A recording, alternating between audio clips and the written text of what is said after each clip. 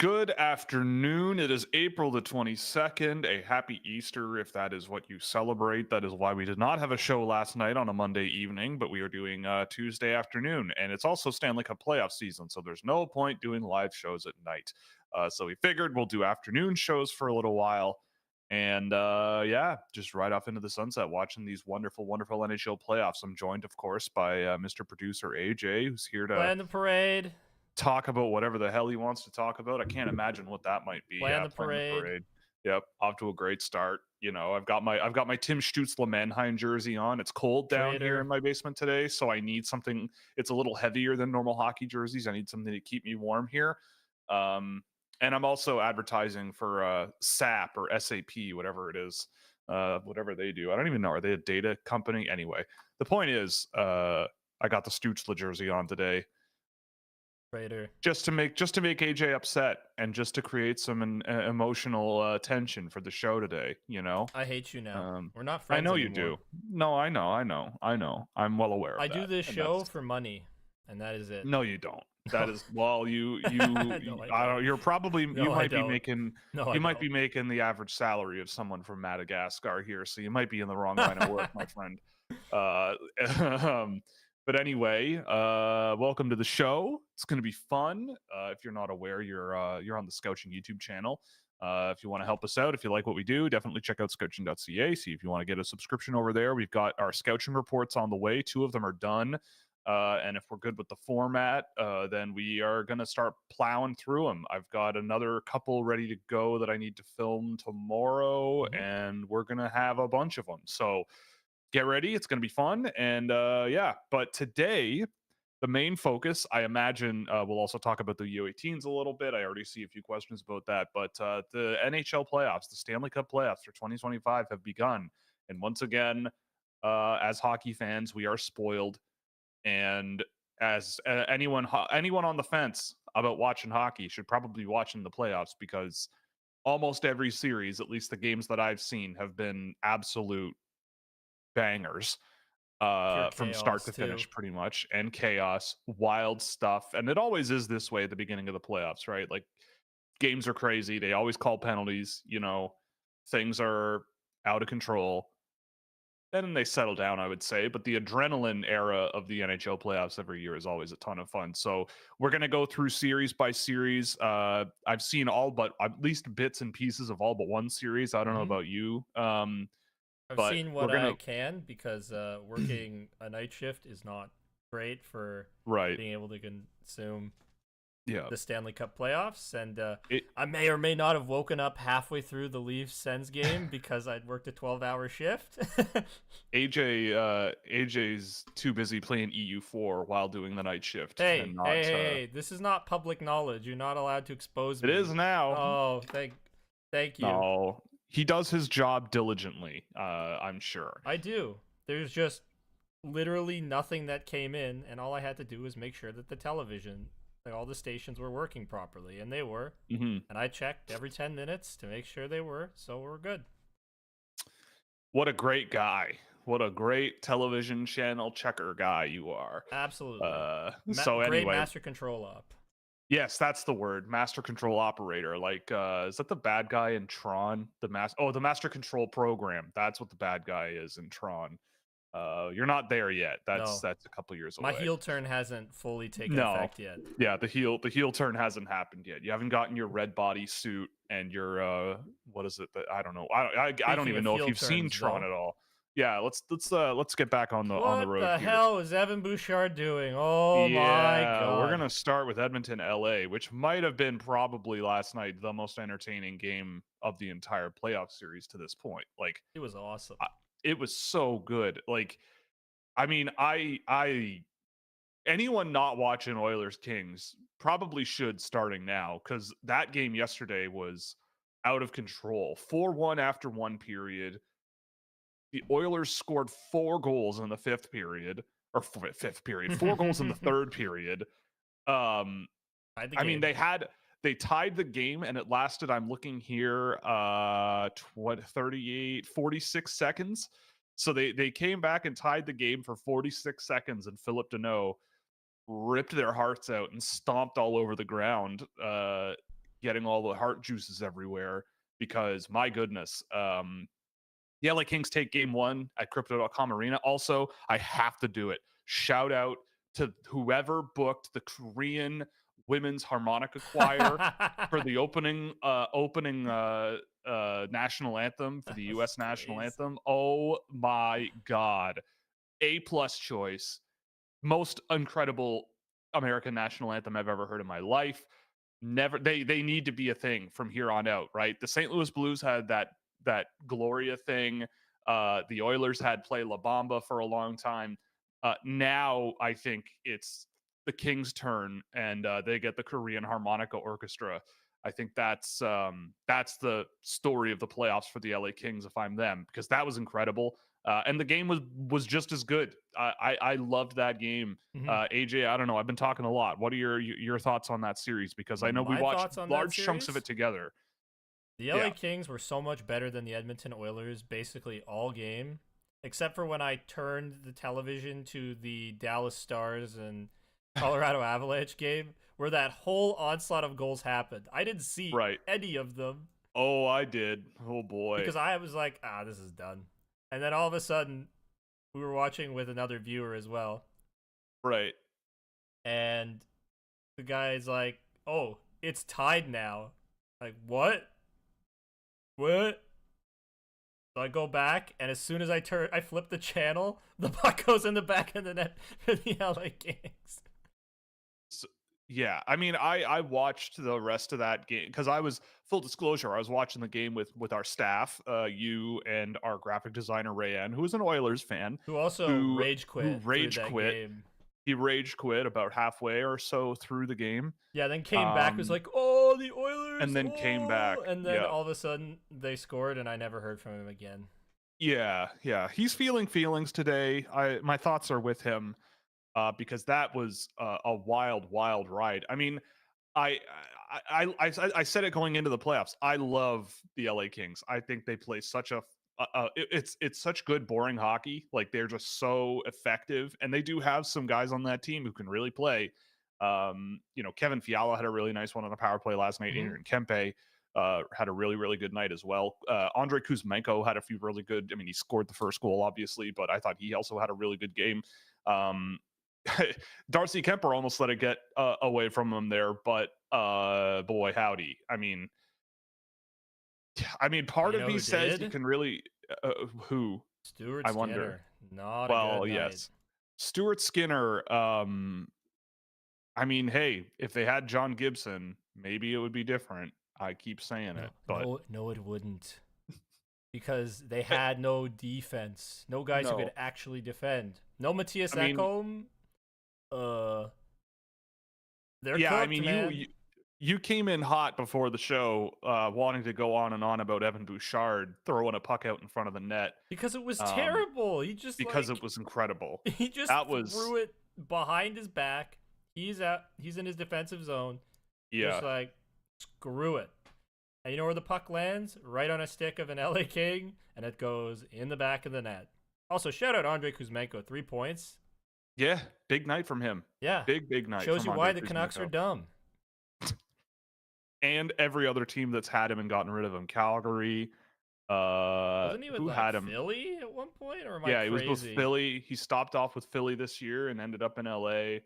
And now he's gonna go on and score Now he's 60 on their points in a top Stanley Cup line and winning. top power Yeah, play, top line, top power play, and won taking out the me a Edmonton Oilers. fantasy league as Yeah, like a pickup for that yeah, week. So Andre fun Kuzmenko's player, good. fun player. Quinton Byfield with a goal last night too. Right I at think the he end had of the two first points. period, he had 2 points. That's a playoff boy right there. That guy is a bit of a monster. I mean, the Oilers, like, they have the firepower, right? Like they have guys like Draisaitl and Hyman and McDavid, and they all McDavid scored had like last four night. points. He had 4 points last Yeah, night. Even Evan Bouchard had 3 points. But it's like they had the depth of that team. consolidated a couple moments where they were just going and able to get everything done. But the LA Yeah, Kings throughout most of the game, aside from like a small stretch, just completely outclassed the Edmonton Oilers in that game. It did not feel close until it did, and then the right team won. What were the shots in that game last night? I don't have it in front of me. That was it was on a Monday night, so shots were 30-25, so it was pretty even. But But they yeah, couldn't get oh boy. anything. They couldn't get anything done in Well, transition for most of the yeah, game. avid viewer and person who we were watching the game with last night, Ebro, all the way from Finland, just said like the Oilers looked hopeless for half the game, and then boom, they scored 5 goals, which I would pretty much agree with. Like Yep. that's And Connor they were McDavid's like, wake looking. up. Yeah, they were looking pretty hapless, and then bam, bam, bam, bam, it's tied up, and then bam, the game's over. Like I was convinced that game was going to go to overtime, but I was not convinced that the Oilers were going to win, and they didn't, and it didn't. So yeah, too bad. I mean, okay, so the game was sick. Kings looking good. I think their jerseys also look A plus. By the Yes. way, first Awesome. time. I mean, I've been watching them all year, but they look classy out there in that black and gray. But do you think the Oilers have it in them to make this more of a competition? If they win tomorrow night, it's 1-1. They go back home, but I don't know. Do you think this is a series that I mean, we both said I think the Kings are going to Yeah. win, We both but think the Kings are going to win, but I would not be surprised to see a takeover from Connor McDavid like he did in that third yeah, period and just be like, nope, nope, yeah, nope, we're yeah, not going out that easy. And yeah. yeah, I wouldn't be surprised by it. Right. We're not. Yeah, exactly. And I think I wouldn't be surprised if they were to tie the game, or sorry, the series. yeah, To no, clarify me what I was neither. I saying. don't think so either. Right? Like this one's not going to go in 4, right? Like this is No, not going to be a 4-game series or anything, but I mean the Oilers looked a lot more troubling than I expected. But also then you look I don't know. I might also be more that the Kings came out looking better than I thought they would. And I'm a Kings fan here, right? Like I don't know. But maybe first game jitters, who knows? But we all have seen what the Oilers' goaltending in the playoffs has looked like in the past, and what and their at defense times, looks like. and what their defense without Matthias Ekholm looks like, because it wasn't awesome. It was not awesome last night. The game itself was awesome, Yes, it was. but yeah, It was even awesome when the Kings were up like 5-1 or 4-1, whatever it was. Like it was yeah. still a fun game.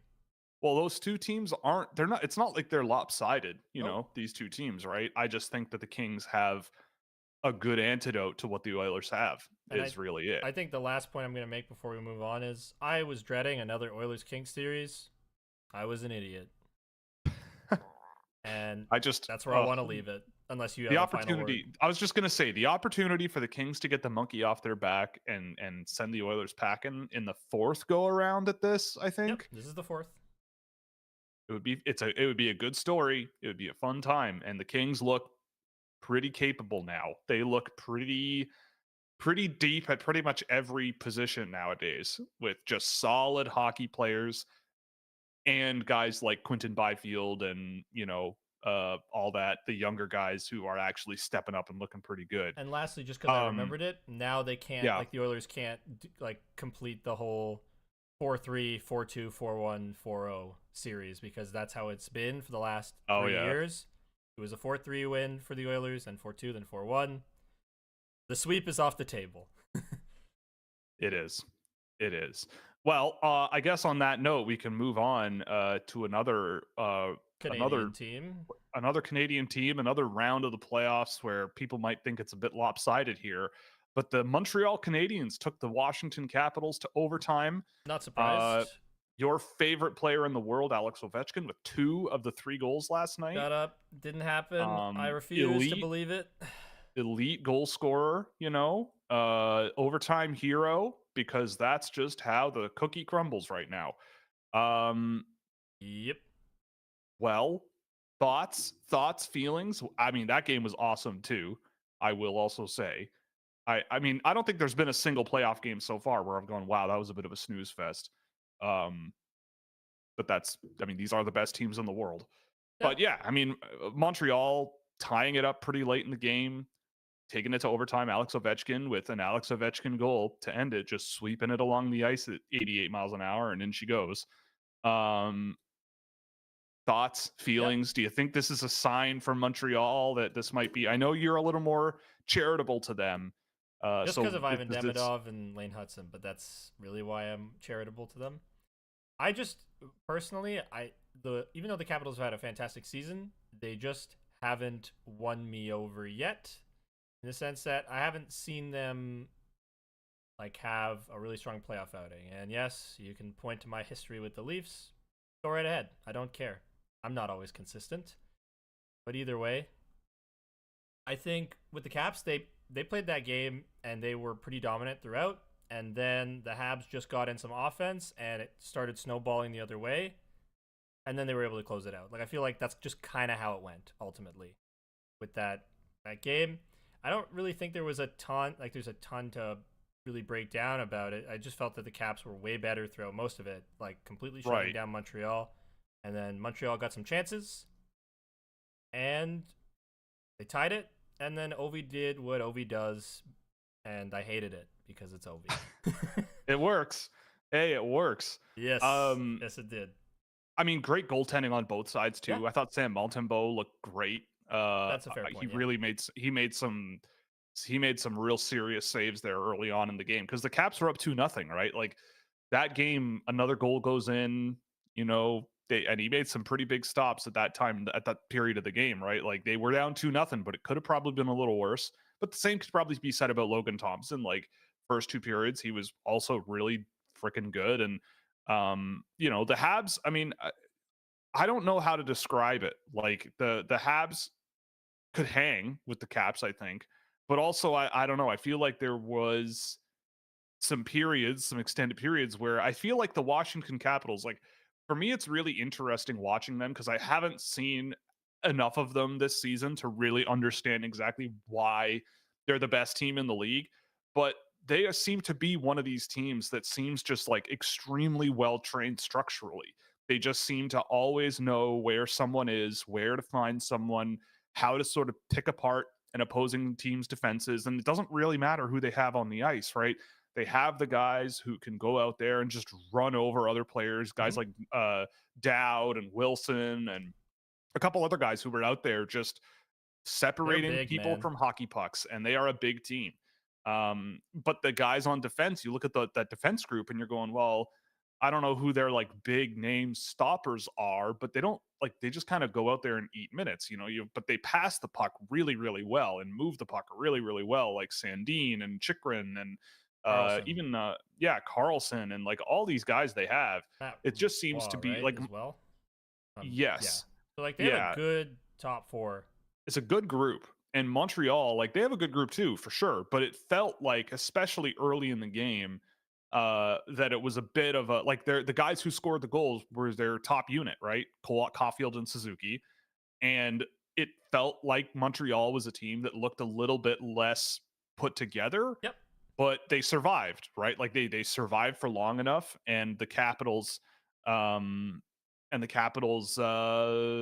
mean, they have the experience, they have the big, heavy, physical veteran guys who are trying to send a message, and Montreal has guys who were on that cup run team as well. It's not like they have nobody. Guys like Gallagher was running around, and Anderson was playing, and he was there, but I don't know. I still feel like the Capitals are a favored team Yep. here. But I do think it is pretty telling that Sam Montembeau can go into a game against the best team in the league and Second best. and second best team in the Yeah. league, sorry. One of the best teams in the league, a team that they're underdogs against, and go in and have the performance that he did and help his team get their way into overtime. And it didn't go their way, but I think that's a bit of a confidence boost for the Habs. They kind of go, Yeah. all right, like we did it once, we're We can in their hang. We barn. can hang is Yeah, like really the feeling. if the Habs take the second game somehow in Capital One Arena and go back to the Bell Center tied, that would be a huge, huge achievement. I think that would be a huge Absolutely. shift, and I think it's possible. I don't know about likely, but it's possible because especially those guys that did score last night, though, that top unit and some of the other guys on that team, they looked like they can hang with the Capitals, right? Like I think the Capitals, if they've got the puck, and they can keep it, I think they are looking pretty darn good. But the Habs, I don't know, they might squeak one out here, but I It still feel like was this is the Capitals. it was kind of a quiet showing from Ivan Demidov, but it's also he's what 29 or like Yep. 19, and this is his first playoff game. So we'll Yeah. see how he comes along. Like I think he had a turnover play, or maybe it was Lane Hudson, one of the two that led to one of the goals. I know Well, they were on Hudson the did for ice. sure. Yeah, Yeah. but But yeah, I mean, they're they're they're learning kids. too, Yeah. right? Well, So that's the thing, and even on the broadcast, they were talking about that, where they're like, yeah, like a bunch of the guys that Montreal's really relying on are really young, and a yep, lot of the guys that Washington is really relying on have won the Stanley Cup before. Like they've gone all the way, and they've done this for years together. A lot of these guys, so like it's a very different style of matchup. But I mean, the and they Habs have an again, excellent coach in Washington, and I feel like that's a huge thing too. Like I think right? Spencer Carberry's just phenomenal. Well, I mean, you don't play that structured and that compact and that in resonance with one another. You don't do that unless you have a good coach, right? Like they Yep, just seem to move the puck. Like they're not the fastest team in the world. They're not the most physical team in the world. They're not. I wouldn't say they're like pin the needle at anything really, but they play the game really well. They just just very pick apart solid and teams. move the puck really Yeah, well, and just create scoring chances in transition, and then they find and Ovi.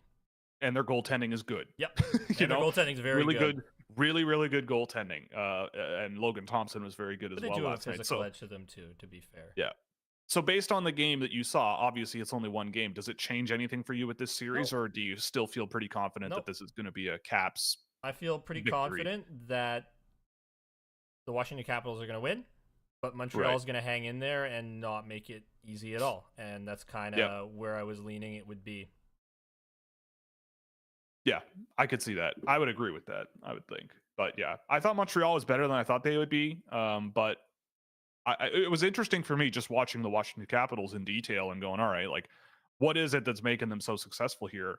Because you look up and down that lineup and you go, like, they have so many guys on that team where I'm going, oh yeah, that guy's still kicking around, and Hmm. oh, he's on the Capitals and he's on one of the best, Hey, Andrew like Taylor Mangiapane, I Radish, love him.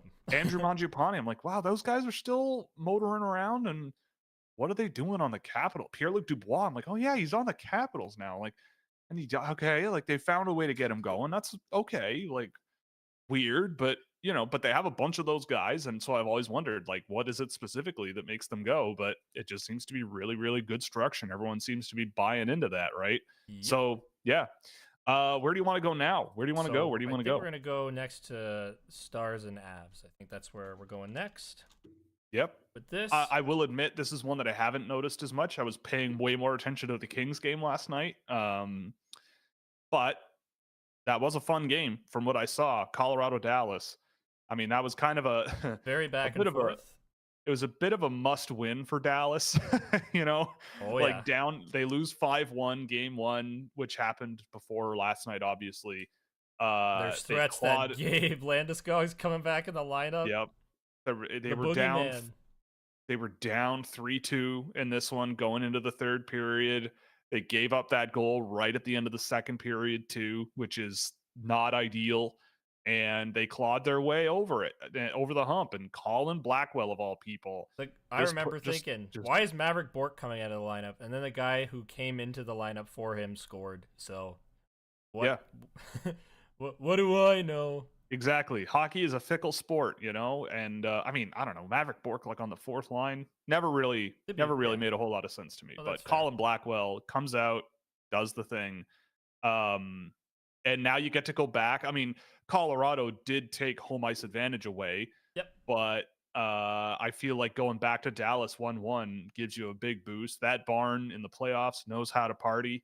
Not that not or sorry, Dallas keeps it tied. Colorado takes it back, and they're at home now at Ball Arena.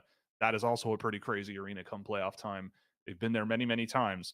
And you know who's Um, showing up at the ball? Gabe Landeskog for game 3. that would be pretty nuts. Yeah. No, I'm pretty Oh, sure it is Yeah, happening? I'm pretty Oh sure my they've said that goodness. that's what's going to happen. So they're saving him for that. Oh well. It was fun while it lasted, Dallas. All that wheeling and dealing this year, And because I just feel bad for the that's a tough Stars. boost.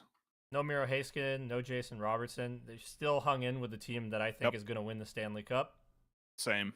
And they're a really great team. Like This I shouldn't be a feel first round series. no, I it don't shouldn't think. be. I feel It like this should should not be a be a conference first-round series. finals Yeah, or at yeah, least a second round matchup. I know. But here we That's are. unfortunately not how it works. I don't know. I can't say too much about this series. I hope it's a good one, like long and back and forth, because these two teams are really good. But the Colorado Avalanche, again, I've said that I've loved the moves they've made to add over the last over the course of the season. In each game, the guys they've added this year have scored. Jack Drury and Charlie Coyle, Mackenzie Blackwood has been great. Yes. I Um, think that's like been he's been one of the biggest additions for them. They've somehow yeah. managed to take a situation with one of the best players in the league, move on from him, restructure their entire lineup to the point where they're better. Somehow they Yep. are better without Mikko Rantanen, which is just insane. You had Martin Necas, you had Charlie Coyle, you had Brock Nelson, who's one of the more underrated 2Cs in the league. Nathan McKinnon, 3 goals in 2 games. Yeah, man, like they're just so good. They're just so Yeah, good. They like play so fast. they're good. And credit to Dallas for hanging in this series. Like they have done a good job at that. And it was just like it was so much fun watching this game go back and forth. What's up? Well, we got some breaking news on the show. Oh. New York Islanders general manager Lou Lamoriello has left. He's gone. His contract will not be renewed. Oh wow. So, yep, the Islanders are undergoing some changes. Maybe Lou Lamoriello saw the Pope Francis news over the weekend and said, "You know what? Maybe it's time for me to dip. Maybe I need to go retire and do some stuff with my life, because he has been around forever." Yeah, man. But yeah, Lou Lamoriello out with the Islanders, and hopefully brighter days ahead, because that team doesn't look like they were having too much fun there at the end of the season, to be honest.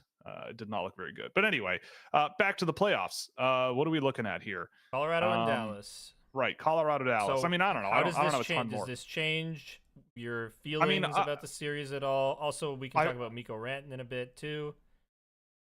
I mean, I thought Colorado was going to win this regardless. They're a team that I have in the Stanley Cup final for me. Mm-hmm. It just sucks, right? Like, because I don't think Dallas is a bad team at all. They're a great team. It just, this shouldn't be a first round matchup, and unfortunately it is. The fact that Colorado now has home ice advantage and they're going back to Colorado for a couple of games. Mikko Rantanen's coming back. Like, the energy is pretty tilted on one side, and I don't know. Gabe Landeskog, right? Like with sorry, Colorado? Landeskog. Yeah. Sorry. No problem. But yeah. So I think it doesn't change anything for me. But I mean, watching these two teams go at it from the parts of the game that I saw last night, I'm sort of sitting there going like, Dallas is going to make it interesting. I think. I don't think Dallas is going to roll over and call it a day. But this, but the Colorado Avalanche are looking pretty good. They are. Pretty good. And it's like, so it doesn't, if Dallas can change unlock anything.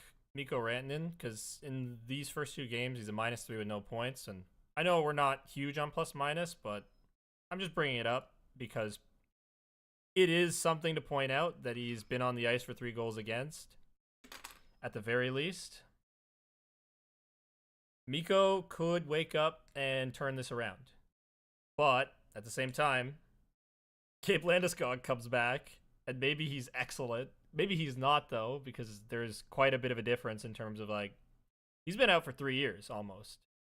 Like, somewhere around that. I think the last time he played was during their cup run in 2022, if I'm not mistaken. So it's been quite a while. But I still feel like Colorado should win this, and it just sucks for Dallas because no Miro Heiskanen. I don't know if Jason Robertson's coming back or not. I don't think he is. I think they said he's week to week. Oh boy. If I remember correctly, I'm pretty sure. But either way, it's like, yeah, I feel bad for Dallas, and I just it sucks. Sucks. This is the first round series. I feel like that's we're just gonna keep coming back to this. Yeah, so it sucks. But yeah, anyway, let's move on. Yep. To Jets and Blues. Honestly, most underrated series. I don't know how much. I don't even know if people are talking about if it's underrated or whatever. But I've watched both games. Mwah, beautiful stuff. I know it's 2-0 Winnipeg. I get it. Yep. But honestly, like, I don't know if we have anybody who is a Blues fan watching the show. I think we do. I think there's somebody. But I am not counting the St. Louis Blues out if they make a few tweaks to this roster especially on the back end, I don't think this is a team that's sort of a flash in the pan playoff team because those younger players they've got, well, younger, I should say, not young, like guys like Thomas and Kyrou, uh, they've been excellent. Hmm. I've thought Jimmy Snuggerud has probably been, of all of the young guys that have come up this season at the end of the year, has probably been one of the most impressive to me. And that's coming from someone who wasn't a huge Snuggerud guy in the draft year, and I've always been kind of fine with him. But he has looked really good for the Blues since he's come to the NHL. I don't think this is a series they're going to win, Yep. but I don't think the St. Louis Blues can look at this as like a disappointing series if they lose. Like I don't know. Maybe I'm crazy, but No, I don't watching think you're stretches crazy. of that watching stretches of that game yesterday, I was going, this is a team that's looking good, and I love it when there's a team in the playoffs that looks good, even though they might lose, but has the players that are sticking out the most are some of the younger, more exciting ones, rather than like Braden Shen obviously has his impact on the team, but I didn't really look at Braden Shen last night going, oh my god, this guy is the key cog of this roster. Like he was solid, but the key parts of that team are the younger guys, the guys who really have been scoring for them. And I think the Blues have been like, it gets me fired up because I had such low expectations of the Blues, but they're a team that the more and more I see them, the more and more I go, they've given like Jim Montgomery, man, has taken that group and given the most exciting players on the team the keys to the car, and they're doing a pretty good job with it. And Like, remember when they fired Drew Bannister like a yeah, couple months into his tenure? yes, Yeah, I do. And here they we made are. the right call because here they are turning Yeah, around what was going to be probably a very disappointing and sad season into yeah, something that they're in the promising. playoffs and Yeah, they're making a push, even though they aren't. Like, I don't think they're going to win this series by any means. right. They're here and they're competing and they're like pushing the Winnipeg Jets. And this is the They made best it. team in the league based on the standings. Yeah, they made it close last night. It was 2-1. I mean, And even in the the first game was in game close one, too. It was an they empty were netter winning, that and was a going separate. into the third. Yeah, going into the third period, they were winning. Like this is, I don't know. I mean, taking two at home, if you're St. Louis, is going to be pretty freaking important. But I mean, and I don't know if that's possible or if it's going to happen. But I almost don't, like, you get plenty of rest too, right? Like they don't play until the 24th, then they don't play again until the 27th. So they've Mhm. got time and space to sort of breathe a little bit. But I don't know. I mean, I feel like my thoughts on this series so far, it's like regardless of who wins or whatever, like obviously Winnipeg is the favored team, but Yep. if I'm St. Louis, I'm pretty psyched about who is showing up and who's playing well and who is moving the needle. Like even Jake Neighbors is making his presence known. But like guys like Robert Thomas and Jordan Kyrou, I think are just becoming so quickly like the guys there.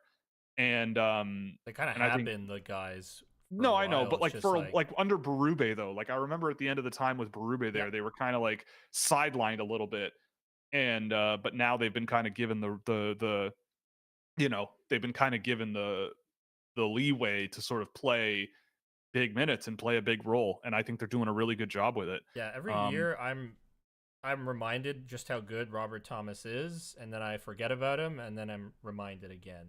So I'm gonna try not to forget about him this year so much because he is quite a solid hockey player. yeah, yeah, But yes, Jordan Kyrou's like one of my spirit animal players. He just goes. He's so fast. I love him. I yeah, just love the yeah, way he flies around the ice. yeah. I mean, there's someone else on the Blues that I noted a few times.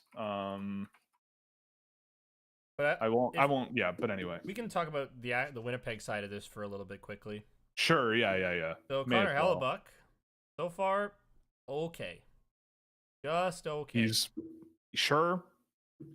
Game And one was a little rough. yep, Game one was a little rough.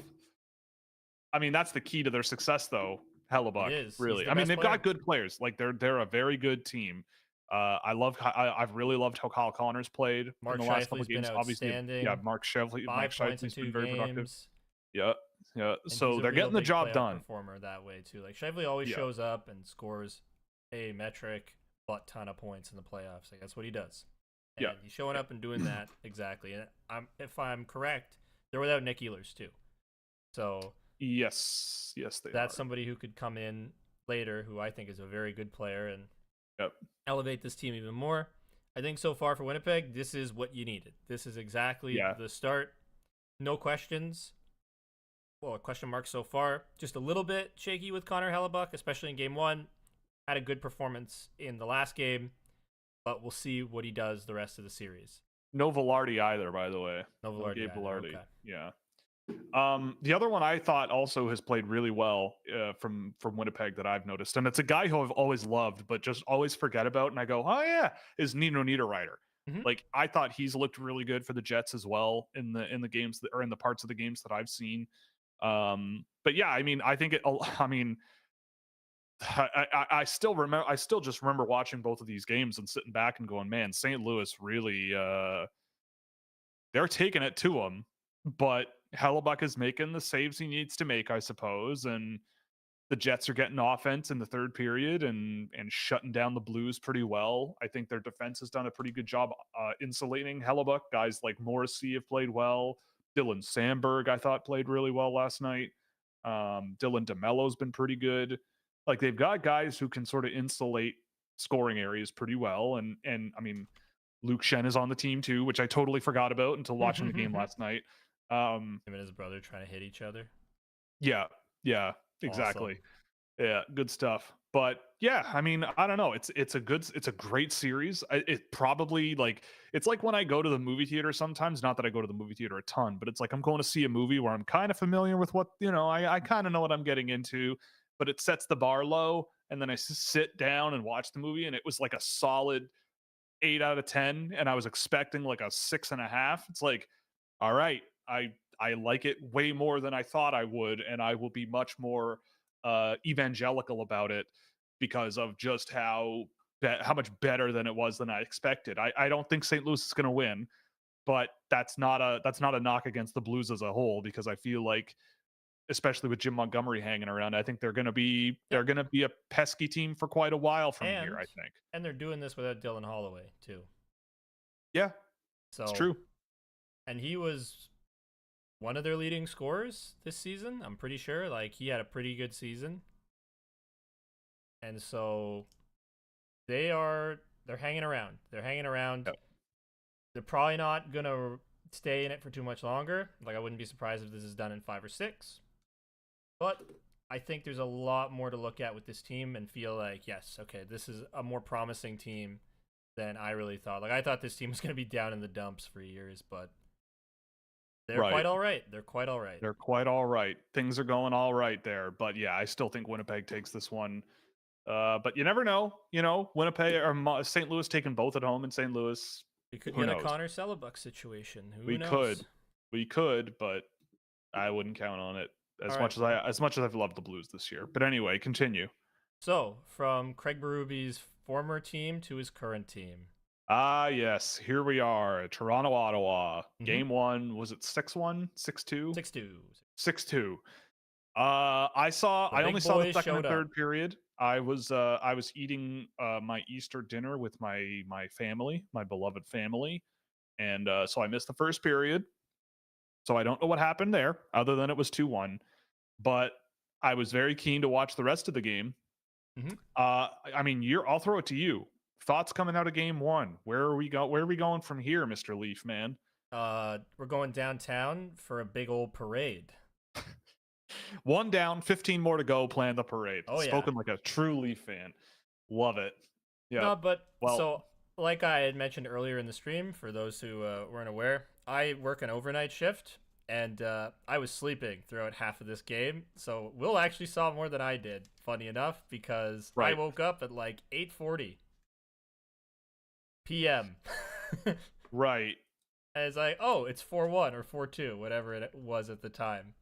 But to me, I kind of caught the back half where The Sens were just taking a bunch of penalties, and the Leafs were capitalizing.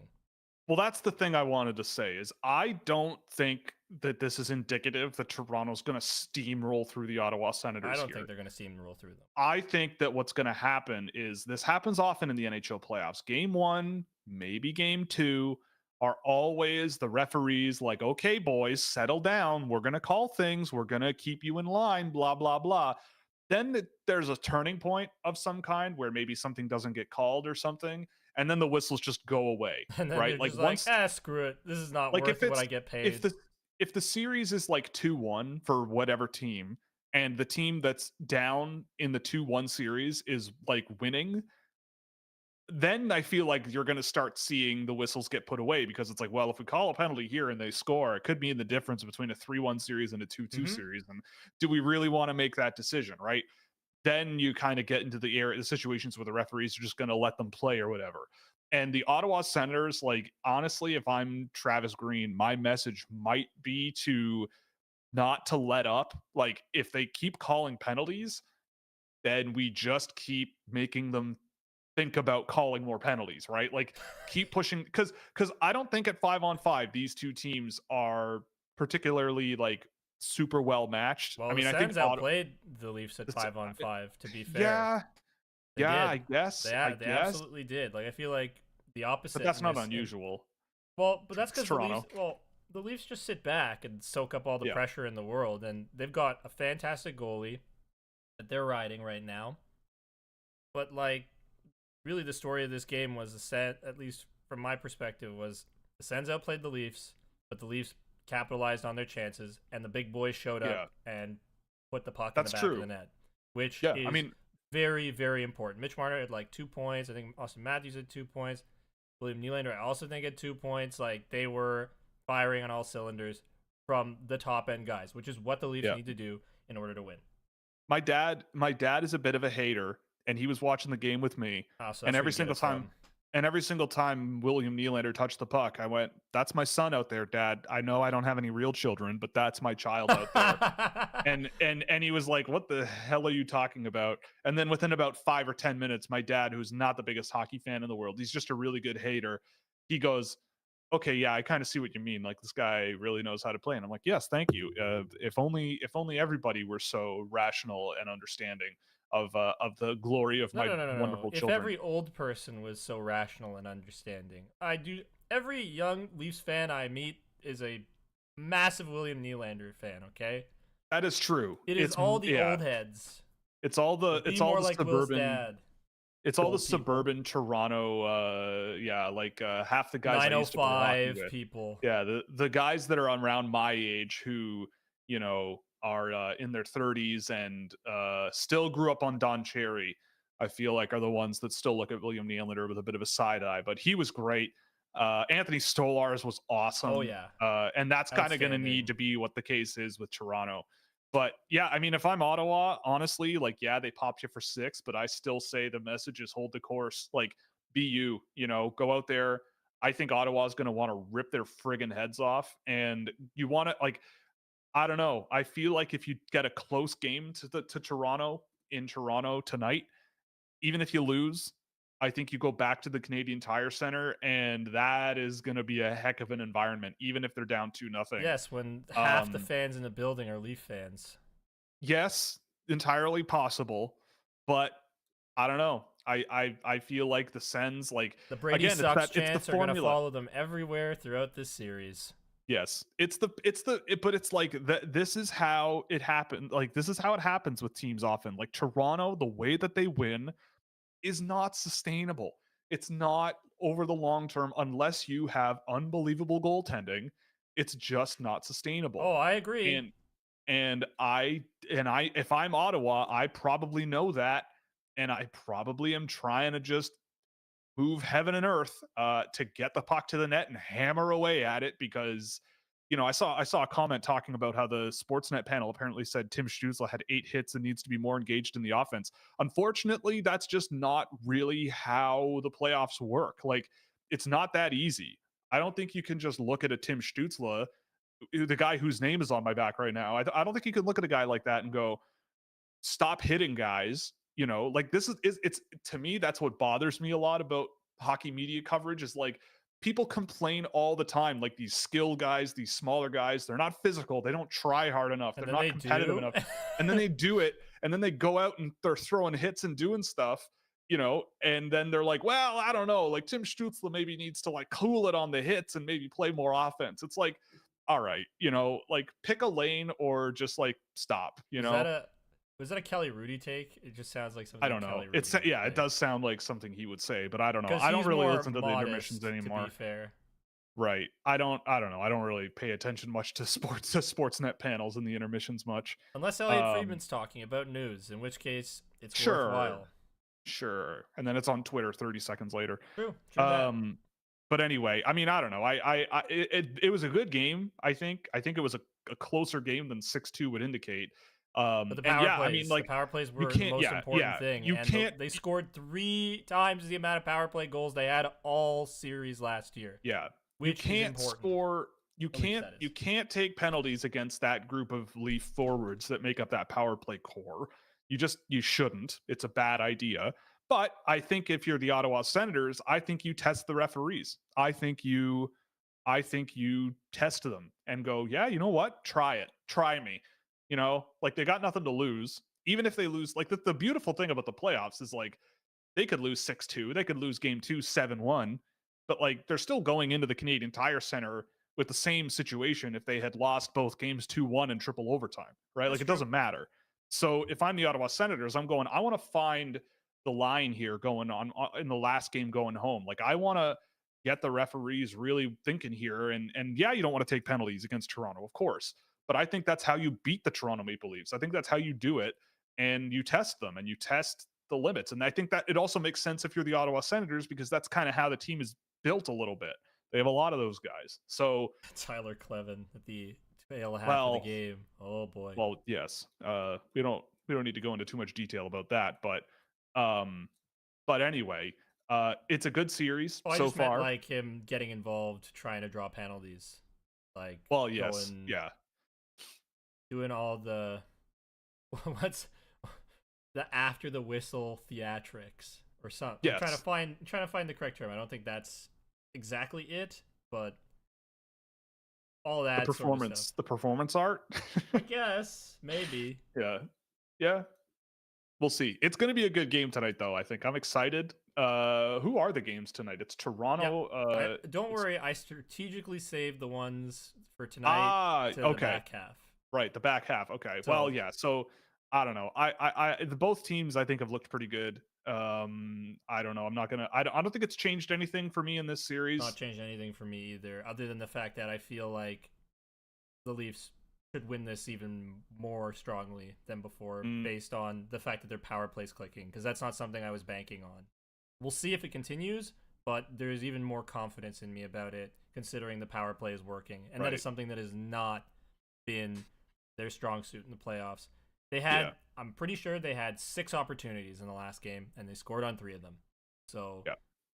the Sens need to limit how many penalties they take. I don't know if advocating for a strategy of testing and pushing the limit is going to be necessarily the best thing, but I can also see where you're coming from it, because yeah, you Right. gotta test and see if the Leafs can sustain that. But if they can, this is going to get out of hand Well, really yes. quickly, Yeah.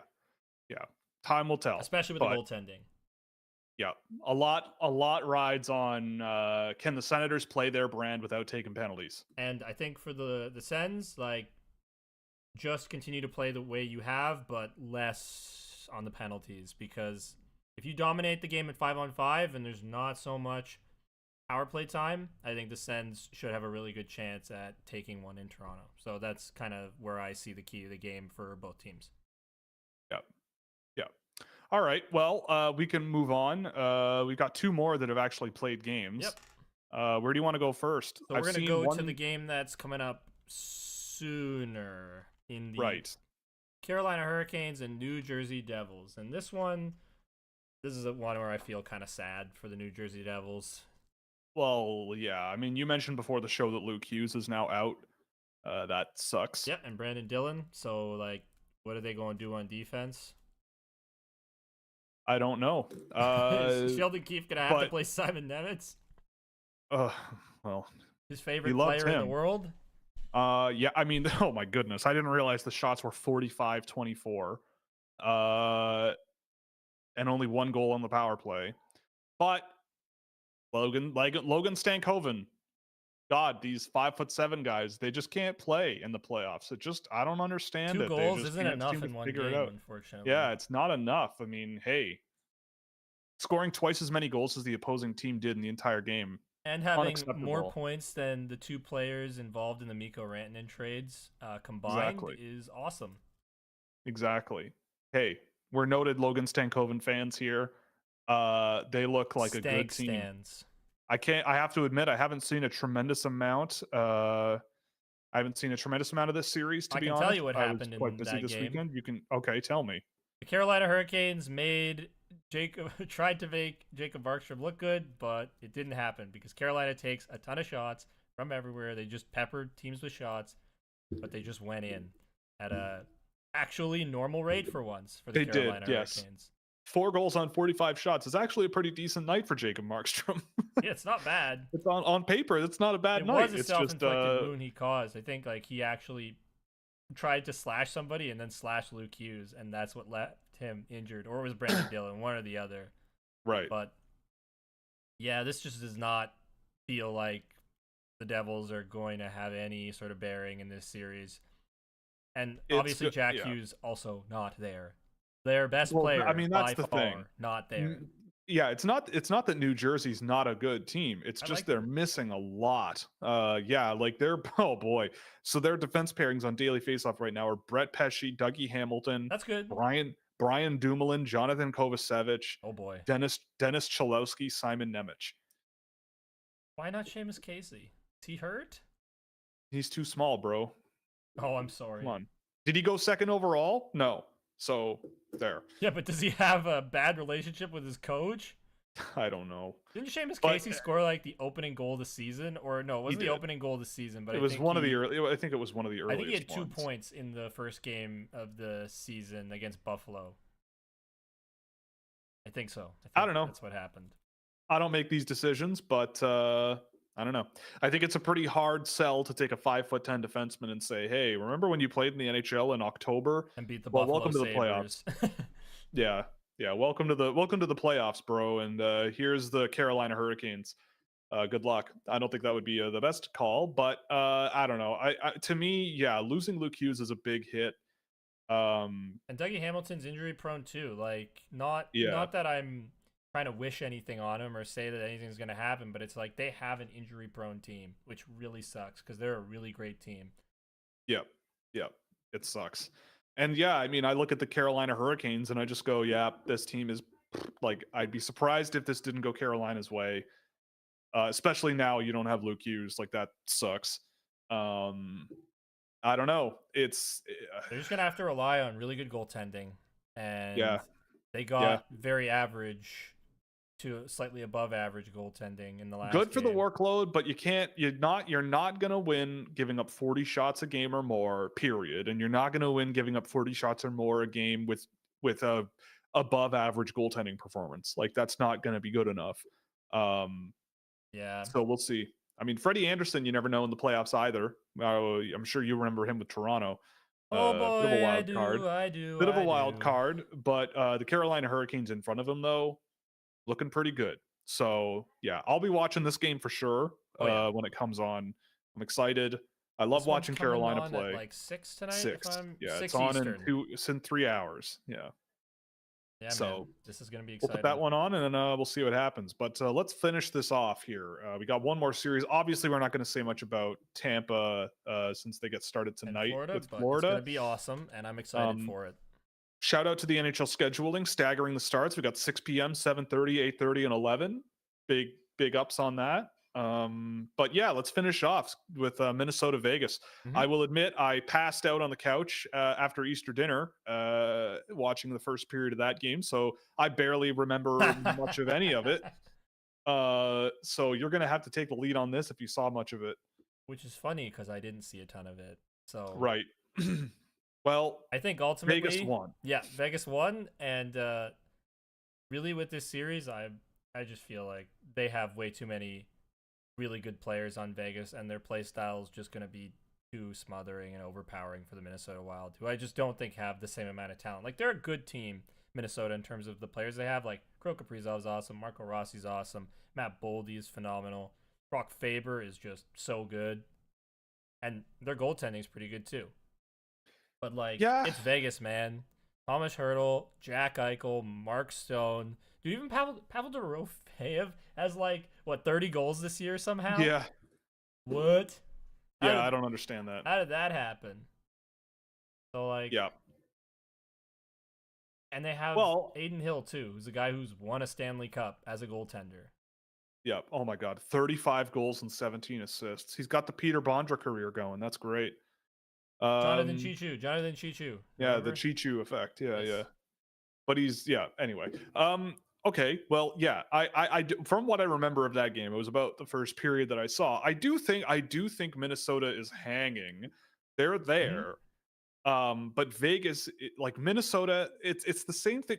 I feel like you and I talk about this like every year in the playoffs, where it's like it's not always the best players on the team that win you the series. It's like what happens when they're not On the ice. when they're not on the ice. Like who's on the ice then, and where does the balance of the game shift then? Right? Like obviously, when you have Minnesota, you have guys like Matt Boldy. He scored both of their goals. Like that's obviously He rocks. Yeah, like he's one of the best players on the team, if not the best. Well, one of the best. And for sure. yeah, I would say Kaprizov, but you know what I mean. Yep. And yeah, like you know you're getting that out of him, but like you can look at the top two lines or maybe top line on both Vegas and Minnesota and go, yeah, like these guys, I could see them hang. But then you look down the lineup in Vegas, especially, and you go, oh, I could see how this team would be a very difficult team to handle in the playoffs, right? Like they just grinding their way through games and beating you up the whole way. Well, like I don't know. Marco Rossi's Oh, playing boy. with Justin Brazeau and Yakov Trenin on the fourth line. Yeah, because he's small. But like, why is Frederick Gaudreau playing on your second line with Because Marcus he's not Johansson small. and Matt Zuccarello, who is small? Okay, Matt Zuccarello's small. Yeah, but Matt Zuccarello has veteran experience, and Marco Rossi he's doesn't old. have veteran experience. So if you have veteran experience, it automatically makes you better. So Marco Rossi might not be on this team next year, man. I'm starting to think about it. I'm starting to think about it more. I don't know why. If they really loved him as much as they played him in the regular season this year, they probably wouldn't be putting him on the fourth line. Oh, Steve Bouillam's actually playing top power play. That's He did. Awesome. He is playing. Yep. I didn't note him much because I didn't see much of that game. But I'll be looking out for that tonight because I'll be watching the game tonight because it's the only late night game tonight. So we'll put that one on, and hopefully it's a good one because I like both of these teams. I like both of them. Yeah, and we'll see what happens. Well, I guess is that it? I mean, obviously Panthers Lightning starts tonight. We talked about it in the last show. That's going to be a banger. A very fun time. I'm so excited. Yeah, I mean, I don't know. I feel like we say this every year, but like the playoffs rock. First round of the playoffs for a couple of days. It's like lightning fuel every time somebody brings up the Stanley Cup playoffs because yeah, they're insane and awesome. Well, what's that John Boy tweet? Why do anything else? Or what was it? Let's see the quote. Why watch overtime playoff hockey when you can simply snort cocaine and ride a motorcycle out of a helicopter? It's like that is an 11-year-old tweet, and it still holds up even after all these years. Why watch overtime playoff hockey when you can just snort cocaine and ride a motorcycle off a helicopter? You know, and it still holds true. It's a heck of a time, and we're being treated to some good series this year. We'll see about some of the other ones, but I'm having fun, so hopefully that continues. And are we gonna do a join us to watch it like in our Discord tonight? Would you like to? I'll probably pop in at some point. You know, have some fun. Yeah, pop in and at least for big swaths of the Panthers and Minnesota game probably, but yeah, we'll figure something out. I got nothing better to do tonight. I do have to go to the grocery store, but I don't have to do that tonight. So you can do that right after the stream, and then I can. Right back. Yeah, we are gonna. Yeah. Yeah, man. Yep. I got a big week of finishing up data sets and doing scouting reports. I got the house to myself this weekend, so I'll be plowing away, and we're gonna have lots of video content coming. And then this So that's weekend, my I have plan. two 12-hour overnight shifts where I'm going to look over all that stuff during my work time because Hooray! there's probably going to be like very little for me to do, like there was this Right. week. You know how much I had to do this week when I was there? I don't. I wasn't there. I got 0 emails and 0 files to review. So I was literally there for 12 hours on uh, the most blessed day in the world, 420. Happy 420 to all those who celebrate. And yeah, I just sat there, chilled out, played some EU4, and did my job as well. Because two things can be true. Two things can be true. So, why don't I do my Yes. job and move the show along to the Q&A, unless you want to talk about the U18s quickly, because that might also be It'll come up. I'm sure it'll come up in questions. But yeah, I mean the U18s are coming. I believe they start up in a matter of days. Do you want to actually do a U18 thing here, or do you want to just wait for the comments to ask about them? Oh my god, I really should know off the top of my head when this starts. Easter weekend really threw me off here. Will was also heavily Tomorrow. celebrating 420, I believe. What? Were you not? No, no, No? come on, man. I'm a clean boy now. No, you're not. No, you're not. Come on. You don't man. know me. You think you know me? Oh, I know you. Come on. Tomorrow. Okay, so the U18s get started tomorrow. I mean, I'm pumped.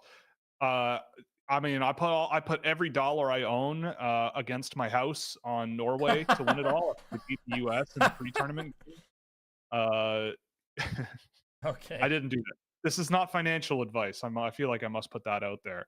No, but it gets started with Slovakia, Finland tomorrow. And then we've got, what else do we have? Switzerland, Sweden, and Norway, Latvia, Czech, USA. And that's the end of day one. But it's going to be a good time. I'm super pumped. The U18s are always fun. I mean, I don't expect much. I saw the Canadian roster. I don't expect much to really change my mind there because a lot of the guys that probably will play a lot, like half the team is eligible for next year. So I'm looking forward to guys like Xavier Villeneuve having a really nice day, a really nice tournament, and showing some good stuff to the world. And but the guys that are draft eligible this year, guys like Quinn Beauchene, I already really like, so I'm kind of expecting him to be pretty good. Who else is playing on this team? I know I saw a comment about Michael Misa, who's kind of touch and go. He's injured, and I think the whole plan is to see if he's well enough to play and then play him if that ever happens. But he's there. He's just not. I don't think he's on the active roster right now. I mean, the first comment we got was that the U18s are better than the Stanley Cups. Than the Stanley Cup. I would. I would slightly disagree. But I mean, especially because actually, you know what? I shouldn't say that because I was watching the U.S. team the other day, and I mean, the NTDP guys are okay, but the guys they added outside of the NTDP guys, I think are looking pretty good on that U.S. team. Guys like Ben Keevan are going to be there. Let me see what these rosters look like for this team here. That was the first name that came to mind, and now I can't remember any other ones, and the rosters aren't loading for me. Great. Okay, here it is. U18s for the United States of America. Yeah, Blake Fiddler I thought looked pretty good in the warm-up game tape that I saw. Yeah, Will Horkoff is there. I mean, Cullen Potter I have high hopes for. He definitely looked like one of the best players on the ice when I was watching that team the other day. Matthew Lansing is a very interesting addition. He's been on my list the last month and started the season on my list. And I feel like as a fourth line guy, he can go and do stuff. I know that's a ringing endorsement. I know. But he can but go fun player. and do stuff. He can go out and do stuff. You know, he's not gonna score every goal that the team scores, but he'll grind. He'll do stuff. But yeah, I mean, so I know some people are looking at the U.S. and going, well, I don't know, but I look at them and I think there's enough there to mess around with and see if they could do some damage. Especially considering how young the Canadian team is. The Canadians, I wouldn't be surprised if the Canadians were one of the youngest teams in the tournament. I know Elite Prospects has that. No, Norway, Latvia, Canada, Those are the youngest teams, especially Norway. But that makes sense because Norway is going to win the whole thing. They're going to go. They're going to go youth forward, and Tinus Koblar is going to score. He's going to break the Cole Caulfield record of 1 billion points in the tournament, and they're gonna make me $1 million based And on all the somehow money they're I gonna put on win them. the Stanley Cup all at the same time. Yes, yeah, the Norwegian junior team is going to win the Stanley Cup. Yep. Exactly. Yep. And Uh, whoever that dog is in the background agrees. yeah, the dog loves the Norwegians, even though she's an Australian Shepherd. Or American. She's an American Shepherd, so she probably hates the Norwegians because they lost to them. But maybe she's just confused. I don't know. Maybe. But she seems to be over it now. For now, we'll see. So, But yeah, question time. question time. Let's do it. But I mean, if I had to pick a team to win it right off the bat, I'd probably say Sweden is the team I'd put money on for real. Never that isn't put Norway. money on Sweden. But yeah, They they always are. disappoint you. They always look good and they always lose. So who knows? I love them, though, but never put yeah. money on them. Yeah. I think it's going to be a really good tournament, though. In perfect honesty, like I think Czech, Sweden, U.S., Slovakia, even Canada, they're all it's gonna be close. I think even Finland, but I think those other teams are gonna be slogging it out. I wouldn't count out the Slovaks at all. Okay. Also, because we have to do it, shout out the Polish junior team. They got promoted, Division 1B, in a heck of a tournament, by the way, I must say. 3 teams won 3 games in that tournament. And Poland was the one team that had 1 regulation loss. The others had 2. And they managed to squeak their way through into Division 1A next year over Lithuania, the team that I thought was going to win, and South Korea. So Japan, unfortunately for my soul, double relegated. They were in Division 1A last year. Isn't Seoul in Korea, Will? Yeah, ha ha ha. Very funny. But yes, now Japan is in Division 2A. But I don't even know who's going to be in that group next year because it makes me sad because it's okay. You can find out off stream. I'm sure there's more interesting things that we can move on. There are. Yeah, there are. Britain, China, Croatia, Romania, Netherlands. They should win that tournament. I would be very surprised if they didn't. But anyway, Poland, Division 1A next year. Go team. Your boys. Yeah, the boys. What are we doing? Okay, questions. Question time. That's what we're doing. Let's do that. Yeah, let's do it.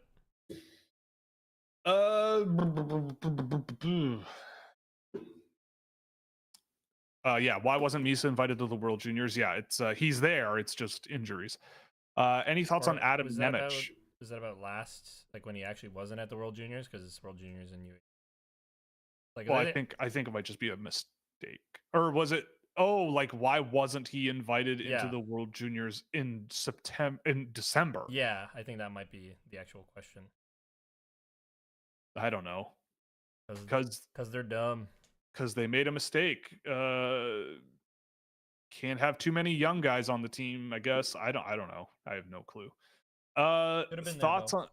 He could have been, and probably should have been.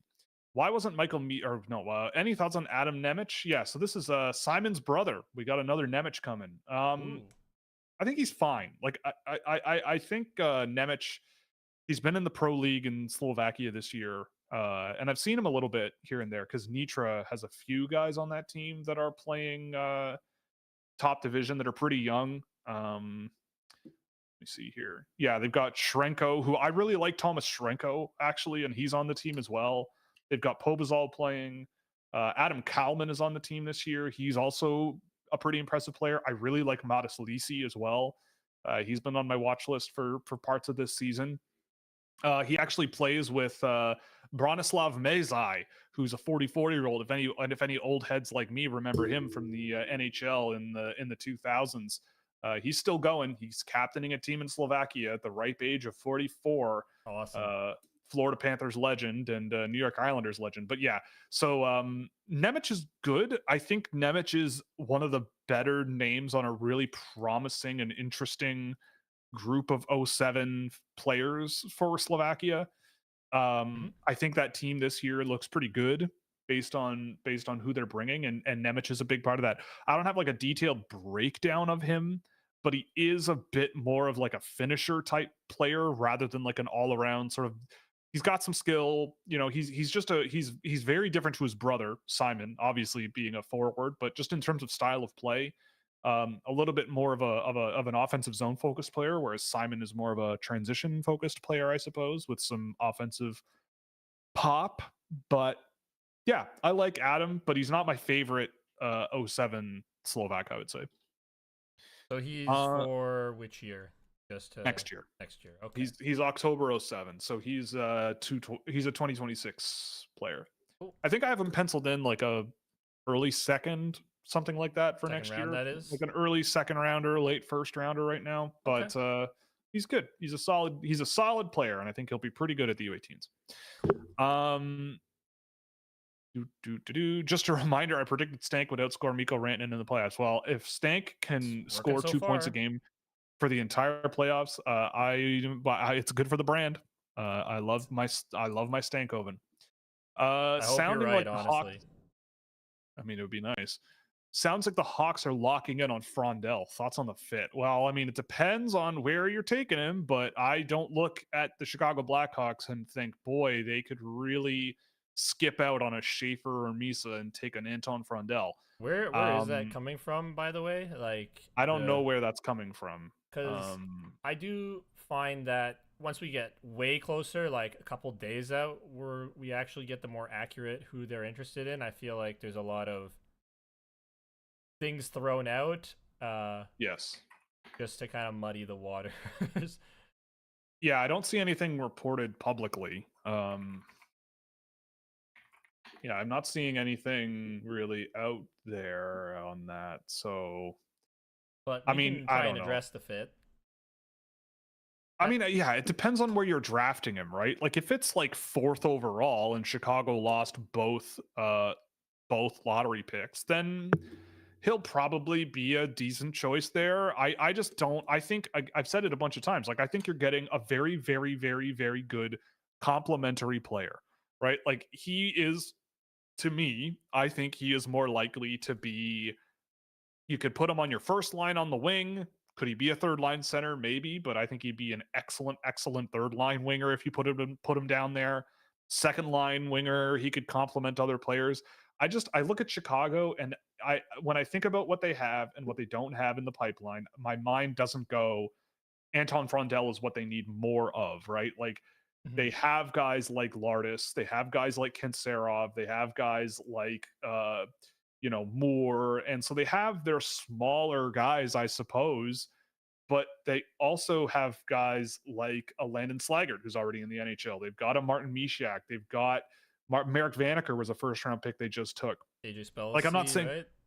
yeah, and I'm not saying these players are better than Frondell, but if you're talking second overall, I mean it's the same thing as Levshunov, right? Like Levshunov at 2, you're saying no to quite a lot of Ivan potential Demidov. impact on your team.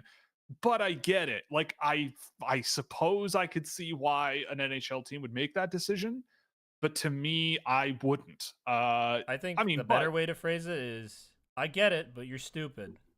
well, I didn't say that, but the I think point it's is pretty like clear at this point. the point is that Stupid I being the could, Blackhawks, not the I person guess, asking. I guess that's an option. I wouldn't do it. I look at that team and I go, yeah. I mean, especially Michael Misa. I think, Yes. yeah, a guy like that. Yeah, I feel like that's a thing that Chicago really does need. But You I need guess we'll somebody who find out. can get the puck to Connor Bedard. And Yeah, Michael Misa is that guy. Yeah, are they both centers? Sure, but honestly, it does not matter. You yeah, need. Who cares? You can yeah. legitimately draft only centers and convert some of them to the wing and find who fits better there, like with the Yep. style you play. And Connor Bedard on the wing of Michael Misa sounds disgusting. Yeah. All right. If the Islanders traded Noah Dobson, oh god, what would they get in return? I A can't help but think lot. he would fit perfectly what Columbus needs. Yeah, they'd get a lot. Now that you have Lou Lamoriello on his way out, I mean, I don't. How old is Noah Dobson? He can't be that old. He's not. He's I probably don't know. a little bit older than me. He's 25. He just turned 25. There is no way you trade him. Yeah, so he's a little bit older than me. I don't know why you would trade him. I guess you trade him He's an because he's a RFA. free agent. He's an Yeah, RFA, but like, I wouldn't. That's your best defenseman for a long time. yeah, no, he wouldn't be on my list of guys to trade. Um, I mean, yeah, he didn't score 70 points again this year, but that you can't. This is why you can't trust defensemen who score points. It's not always that. That's not always it. So I think if you're looking at him and going, well, did he fall off or something? No. I would caution you against that. Um, because also, yeah, like if you're trading him now, if I'm another NHL team, I'm looking at him and going, you have a 25-year-old RFA who you just want to trade, and his production has been declining this season. And, But he's still like good. I know, but I could make it seem like he's not. So why would you trade him, right? Like, why would the Islanders trade him? It makes no sense. Also considering like how many older players they have locked up to these weird long-term Well, that's a lose whole other guys thing. deals. Yes, exactly. Pierre Engvall until 2047. That's I strange. like Pierre Engvall, but not that much. Not like that. I don't like him that much. Nope. But My Swedish no, I mean, giraffe. I don't know. The Islanders, I don't think they're trading him. I think it would be a little crazy to trade him. I mean, I did think he was a little bit, people went a little nutty when he scored 70 points last year, but he's still a very good defenseman, and I imagine he'll get a pretty good deal. And if I'm the Islanders, he is one of the young players that you're probably going to need now, especially because Lamoriello's gone. You're probably going into a bit of a shift in priorities. And I feel like getting rid of a 25-year-old defenseman who He's has been playing on your right-handed top as pair, well. right-handed, and playing top pair minutes for multiple seasons now would probably be a mistake. And you're probably not going to get what's valued out of it. I mean, Columbus, if you're talking Columbus specifically, I mean, Columbus also doesn't have to probably give up as much because he's an RFA. So unless it's a sign and trade or something, No, but I mean, Columbus has the to be pieces fair, to make it like work. Matthew Tkachuk was an RFA and he got quite a lot. I know Matthew Tkachuk's a Right. better There was a player. deal, and there was a deal in place that he was like, if I go to Florida, I'll sign. Right. Like, if Noah Dobson were like, yeah, if you send me to Columbus, I'll sign a deal, but I'm not going to sign a deal with the Islanders, then that's a whole different story. Um, but I mean, Yeah, if I'm going to Columbus, the Islanders could use a little bit of everything, honestly. But I uh, don't think you're going to just like swap him for a defenseman. I feel like they could use a little bit of everything if they get rid of Noah Dobson. Like I feel like their D group is pretty solid for the most part. Like Yeah, Pellick, Pollock, Dobson. I'm not the biggest Alex Romanov guy, but he's fine. he does the I job. like Mike Riley. They have Tony DeAngelo, who Yeah, he might not be a good person, but he's serviceable at times. Adam Boakfist they also have as well. And and Scott I don't. Perunovich, like I think defensively they're fine. I just don't really like Scott Mayfield. If you could get rid of that Right. contract, but you probably can't because he's got a modified no trade clause to 16 team list. And So I'm looking at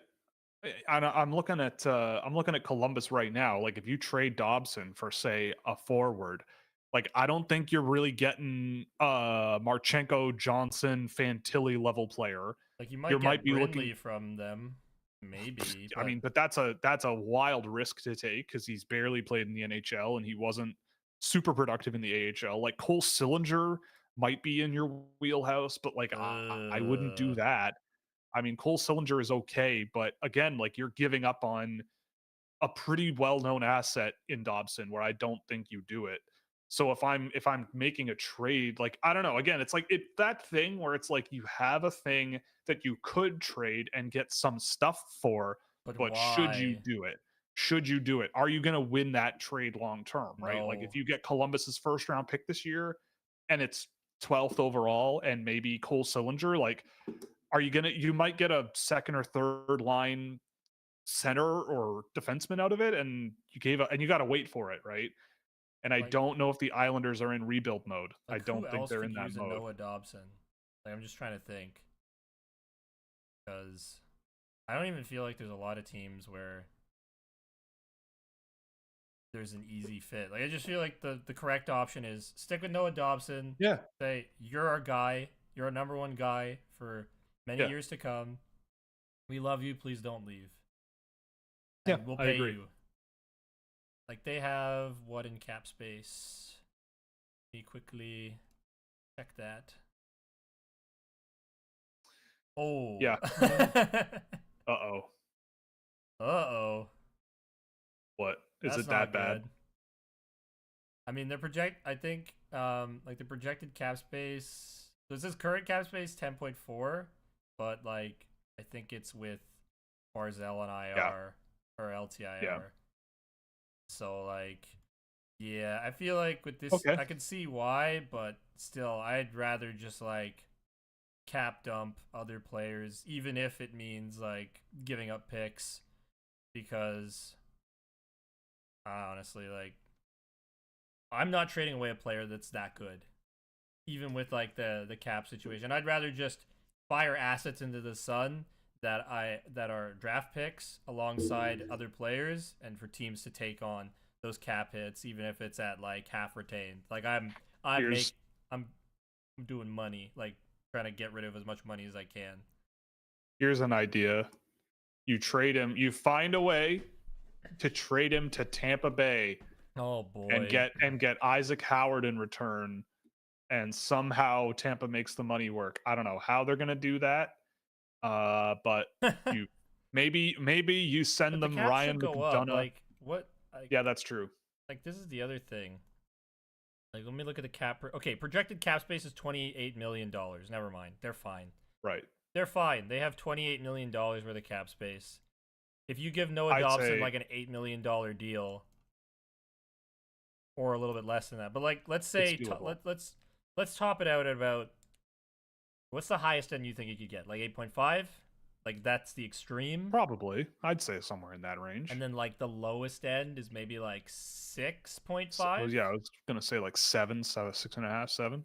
Okay, so let's put it at about 7.5. You should have $20 million Yeah, it's in cap doable. space. Keep them. There's no point. Or Dobson for Isaac Howard, Ryan McDonough, and all of Tampa's second round picks in 25, 26, Well, 27, and all 4 seventh round picks in 2025. that's better than Tanner Janot. That's for sure. It's true. True. But yeah, I don't know. I'd be surprised if that happened though. Whatever Vancouver's doing with Tom Wielander needs to be studied. Yeah, Tom Wielander, uh, going back to school again, and it seems like there's a little bit of awkwardness going on there, and yeah, I mean, it seems like oh well, Cam Robinson reported some things to the contrary that all is well in Vancouver. Uh, yeah, so I mean, there seems to be some hand wringing about his specific entry level contract terms, and he might be at the World Championships. Yeah, it seems like he's probably joining Sweden at the World Championships, which would be fun. I mean, Wallander is an NHL ready player, and Jim Rutherford did the Jim Rutherford thing yesterday and just started talking and talking and talking, and that was a questionable decision, but we'll see what the league does about what he said yesterday. But with Wallander, I mean, I don't know. I can't speak specifically to like squabbling over entry level deals. Like, I know there's a lot of bonuses that can be put in there, and maybe that's a big sore spot. You know, it's been a sore spot before where certain general managers don't want to hand out certain bonuses to players. You know, Lou Lamoriello was famous in Toronto for doing that. Um, so maybe that's the problem because I don't know. I look at Tom Willander and I see a guy who could probably chip in the NHL, I would say, Mm-hmm. if he really wanted to. But going back to school for another year, if that's what he really does want to do, I mean, who knows? Maybe we see Tom Willander traded for Isaac Howard and Isaac Howard comes to Vancouver next year. Who knows? I don't know. Does Not Isaac saying that's Howard a work in Vancouver though? no, no, he does not. No. I don't think he does. No. I mean, I feel like Willander at the end of the day will be in Calgary. I mean, he's still 20, I think, years old. He's still young. There's still tons of time. You know, and I mean, honestly, he's the type of player where I feel like the longer he spends in college, he'll just get better and better and better and better and better. I thought he looked great at the World Juniors. Like, I don't know. I, Palace intrigue is always fun, but I don't think it's not over until the fat lady sings, right? Like it's not the end of the world. And these kinds of things will happen. Um I can't knowing what I know about Vancouver, I just cannot imagine this goes completely off the rails and he does not play in Vancouver ever. But he's still got a couple of more years of eligibility. I'm always of the belief that rushing guys out of college anyway, just because you drafted them really high, is rarely the right call to make. But take your time if you've got it. I don't think Vancouver should be in any rush. I mean, he would be an add to their defense group, but yeah, I don't know. I don't know. We'll see what happens, but I'm not super concerned long term. Um, If the Sharks get third overall, is Martone the only choice? I don't think so. No. I don't think Will Smith is a center. So would you consider another prospect? I mean, yeah, I don't think Smith is a center either. And if it's third overall and it's San Jose, then I feel like that's a bit of a damned if you do, damned if you And don't. let's say Because Schaefer and Misa are off the board, just to make sure. right, I mean, at that point for me, You go I ahead. would probably put James Hagens, but I don't know if San Jose does that. I He is I hope American they though, do. and I know He Mike Grier is is. a big proponent of American guys. He is He though. loves his He Americans. I he know. is though. That's the thing. But I mean, I look at that and I like again, I always go back to NHL teams thinking with high draft picks going, especially watching the playoffs happen. Are they going to look at James Hagens and go, like, are they going to see James Hagens and go, where was he in his playoff games? He's small. Is he going to get eaten alive in the NHL? And then I feel like they're going to go look at like a Caleb Desnoyers and go look at him leading the QMJHL and scoring in the playoffs. The coaches love him. Everybody loves him. Maybe that's the guy we go with at 3, right? Like, because they have so many wingers in the system for San Jose. They have so much of Mhm. everything, really, but like tons of wingers. I think they need a premier defenseman to go along with Sam Dickinson. But at 3, I mean, the only one I might consider is Jackson Smith, maybe. But I still think you'd be passing on a lot in Hagens. It would be tricky because the best player available is probably at that point more of what the Sharks already have a lot of, unless it's James Hagens. But I see risk in Hagens. I think there is risk with him. But do I think it's a little bit overplayed? Maybe. I think so. So I mean, this is the kind of crappy part of the NHL draft every year is that there's like the best players available, and then the next group is where it opens up way more than people think. I think people oversimplify just how easy it is to go, well, if you're picking third, then these are the guys you obviously have to pick, right? I Nope. don't think it's that simple. I don't think it's that simple at all. And that's kind of like a death zone where you can't like look at last year, right? Ivan Demidov was my rock solid number 2. I don't care who it is, but if Celebrini is going 1, Demidov is number 2. 3 teams found a way to say no to that, and they all went with the Chicago went with a defenseman, and then Columbus. Anaheim Yep. Anaheim went with a scoring winger who is just a bigger scoring winger in Beckett Seneca, and that was a bomb from the upper atmosphere. And then Columbus drafted a big forward who can play center, who is physical and did not play a single game this year. And then you have Ivan Demidov. So teams will find ways to think differently to just going, well, obviously this is the choice, right? So I don't know what they're going to do. And I honestly look at this year's draft class and go, yeah, if it's not Schaefer or Misa, I think you realistically could see an NHL team go a variety of directions. Heck, it might be Radim Mertka for all we know. I don't know. A 6'5" defenseman who's played against men this season and didn't look out of place, skates okay, and the what if factor, the mystery box. I don't know. I wouldn't count anything out, but 3 is where things get really crazy this year for me. Montreal looks like okay, we did that. The Grieva twins, fun late round project or a waste of throws at the dartboard. They're all dartboard throws. I don't have them ranked. I wouldn't be picking them. Do they get picked? Maybe. I don't know. It would be a fun story if they did get picked in the late rounds and everything. I don't know. I mean, they're going to be at the World Junior or at the under 18s, and who knows how they'll play there. But I've always thought they've been just totally okay. just very fine. Um, will the Swedish prospects get the biggest boost from the U18s? Not if they lose. Not if they lose. I mean, I get the feeling that people are going to be, well, if Anton Frondel is there, which I believe he probably will be. Your Garden's winning the game today, and they'll be up 3-0 or 3-1 in that series. So if they finish that series, they go to the SHL, and then Frondel's season is over. And I imagine he'll join the U18 team, but maybe he doesn't. But I mean, I don't know. I look at this Swedish team and go, yeah, there's a lot of good players on this team, and I think a lot of them could make an impact that gets them further up draft boards. Especially because Canada is missing a bunch of the best players in the country for this draft class because they're still in the playoffs. But you never know. It's Sweden at the U18s. You never know. But they'll be a good team. They should be good. So hopefully, because I feel like Sweden is the most underrated group of players in this draft class. There's so much Canada in this draft that people are talking about, and I think Sweden is right there. Is it just me, or does it feel like Demigod and Line on the same line is a bad idea? Yeah, that's probably fair. I wouldn't have done that, but we'll see. I mean, I don't think they looked poor. I don't think they looked bad. But definitely two guys with similar issues, I think. Yes. But yeah. But one is big and injury prone. Yeah. The other is small and a wimp.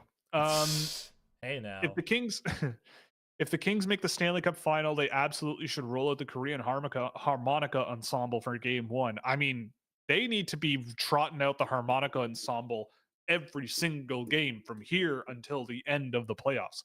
That's my opinion. Make the choir bigger, I say. Bring in more Korean women playing the harmonica. I want to see, like, by the end of the playoffs, I want to see like 300 people up on the balcony ramming harmonica sounds into our ears, because that was the best. Calder Cup pick. Oh my goodness. AHL playoff bracket. I honestly, the AHL has been a weak point for me this year. I just do not have the capacity. Oh right, they have buys and stuff.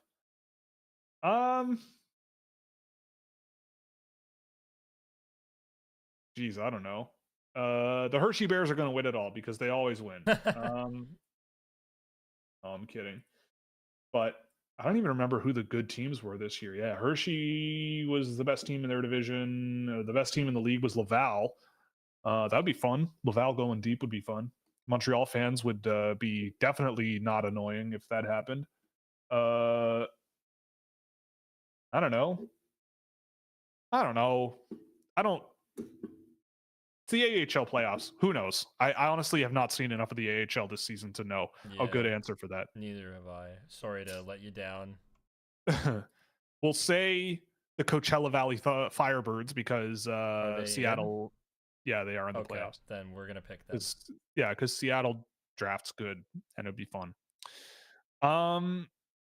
I looked up if the West was seeded by standings, the only difference would be Dallas, Edmonton, and LA Kings, Colorado, which are still great matchups. I mean, that's true, but that does feel a little bit more in line to me with like the good versus bad, like Dallas, Edmonton. I mean, Edmonton, they've got they have some of the best players in the world on the team, but the depth compared to a team like Dallas, even, I don't think it's the same. And if Dallas were healthy, if they had guys like Heiskanen, I feel like that series makes a lot more sense than Dallas, Colorado. And the Kings have been really good this year. I don't know. That would have been a tough series too. If I had to pick between the Kings and the Avalanche, I wouldn't have wanted to do that. I wouldn't have liked that. I would have easily picked the Habs as much as I like the Kings. I didn't say it would have been easy. I said it would have been made me sad because I want the Kings to do stuff, and they probably would lose. Yeah, Holloway is not playing. Yeah, Lou Lamoriello just got fired. Yeah, rip. You think Oilers or Kings? We said Kings. After the second period in game 1, the panel. Oh, we did that. The Tim Stützle thing. Is OEL the GOAT? Yes. No. Just because he and Scott Laughton connected on a goal does not mean they're any good. Yep. In fact, Scott Laughton bought one of my great aunt's cottages Yeah, in he's here to Huntsville. stay. Yeah, Yeah, he's here he's to here to stay. stay. That's Yeah, not a lie, by the way. It actually it is true. happened. Yeah. Stupid Scott Lawton. um, yeah, yeah. My party, any party I throw is all Survivor and looking at prospects data. No, it's That's for sure. not. It's about That's all I do. it's all about what random under 18 or like young nation of young hockey players. It is like, oh, here's a party. We're gonna watch the Kazakh team play the Uzbek team and the Thai team play the Polish Mhm. team. That's what Will's Yes, parties are all about. that's my kind of party. That's my kind of party. Will's parties are Uh, watching children play hockey. well, gross. I Uh, said playing hockey. oh boy. What was wrong with what I said? The phrasing is always so weird. I don't know. Why have I chosen this life for myself? I don't understand. Why can't I just get a regular job and be a regular person? Have you watched The Last of Us? No, but I played the first game. Um, but I have not watched it. I'm really bad with watching television, I have to admit, Hmm. especially during the hockey season. I'm really bad. Unless it's like science fiction television, then I'm super into it. Also, like zombie stuff, this doesn't do it for me, honestly, the zombie thing. I never got into zombie stuff. Walking Dead, never really got into it. Last of Us, fine. Um, just never been my jam, zombie stuff. Thoughts on Bruno Idzon and Alexander Donovan? Well, Bruno Idzon is definitely it, it's so weird because I've been watching Bruno Idzon since he was 16, and I liked him when he was a 16-year-old. But when I watched him last season and when I've watched him in bits and pieces this season, I did not ever think that he was going to be a over point a game guy with the USHL since he came over. Granted, his scoring has pretty much fallen off a little bit of a cliff. I mean, he's under a point a game, but I mean, this is a guy who until the beginning of March looks like he had points in all but 5 USHL games he played. Um, I mean, look, I think again, this is another case where it's like a guy I've been watching for years or watching for a while pops up and now everyone's like, "Whoa, he's amazing!" And I'm going, well, like, yeah, like I like this kid, but I don't know. He's a wicked shoot. He's a really good finisher, really good scorer. Like I can't fault him for his shooting ability. And Lincoln has definitely gotten a big boost from having him in the lineup, but I've tracked a couple of games of his. I've watched him as a teammate and as an opponent with Lincoln, and I just don't see an NHL guy there. I mean, Wisconsin, he's going to Wisconsin next year or 2 years from now, supposedly. I don't know.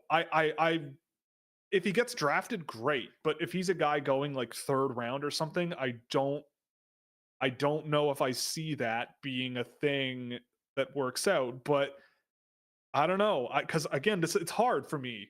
This is kind of the downside of being me sometimes because I've seen this kid for so long, and I'm going, yeah, like it's great that this kid came to the USHL and has found success, but I did not expect this. So now I don't really know what to feel because he's always been a player that I've kind of liked, but now I'm on the other side of the coin and seeing other people see him, and I'm going, well, I don't know if I've ever seen that, but like I maybe I'm just discounting him because whatever, but and then I watch him and I don't, it's never really come together for me. Like I don't really know what to do with him, but I'm sure he's a player that I need to circle back on before the end of the season. But the fact I do find it very funny that he kind of flamed out in Sweden, went home to play in Croatia and had over a goal a game in the Alps League, and then went to the USHL and did not let up. And the Alps League is a interesting place to play hockey for sure, especially if you're doing prospect analysis. Hmm. But I don't know. I'm not going to yuck his yum. If he's scoring, he's scoring. If he has an NHL career, great. That'd be wonderful because I love that about him. And AJ makes fun of me, but sometimes watching the Croatian under 18 team with a 15-year-old on it, and seeing a kid do okay there, sometimes you find someone who can actually play Oh, that's hockey, fine. but you never know. He was on the world championship team 2 years in a row too. But anyway, I digress. Alexander Donovan, though, I don't. I think he's okay. I've seen Donovan. I saw him in the summer at a USA select camp tournament where he was quite good. I saw him at the Holinka tournament where I thought he was okay.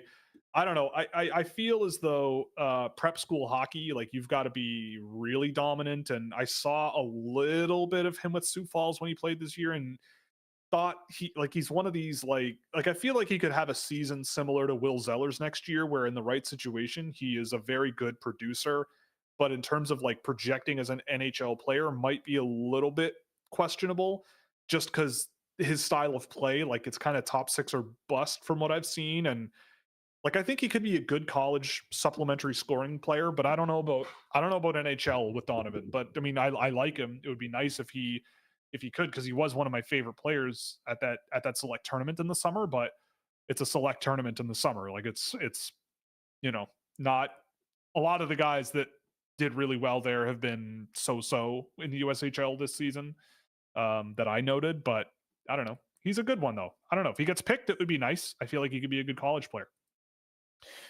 Do you think the Brampton Steelheads will win the Memorial Cup? Yes, they're going to win everything. I don't. They're done, aren't they? Their Yes, season. aren't they? Yeah, their Aren't they season's done? over. Yeah, they're done. Because the QMJHL has the Memorial Cup this year. So I don't know. Maybe it's possible. Maybe there is a horrific steroid like steroid epidemic through the OHL that we don't know, that only Brampton wasn't involved in, and every team gets disqualified from the playoffs except Brampton, and then they go to the Memorial Cup and win the whole thing. Maybe there's a non-zero chance of that happening, but I would argue it's pretty close to zero. Hillstrom did not make the under 18 team. Yeah, he did not. But I think that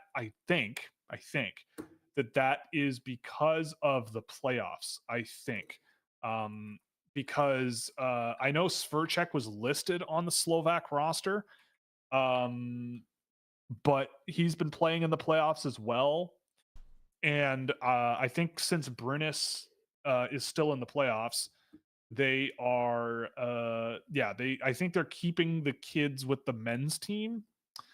So we'll see what happens, because Hillstrom has played with them over the course of the season on the junior team, and I feel like he probably should be on the team. But I feel like it's because of extended playoff rosters in the SHL.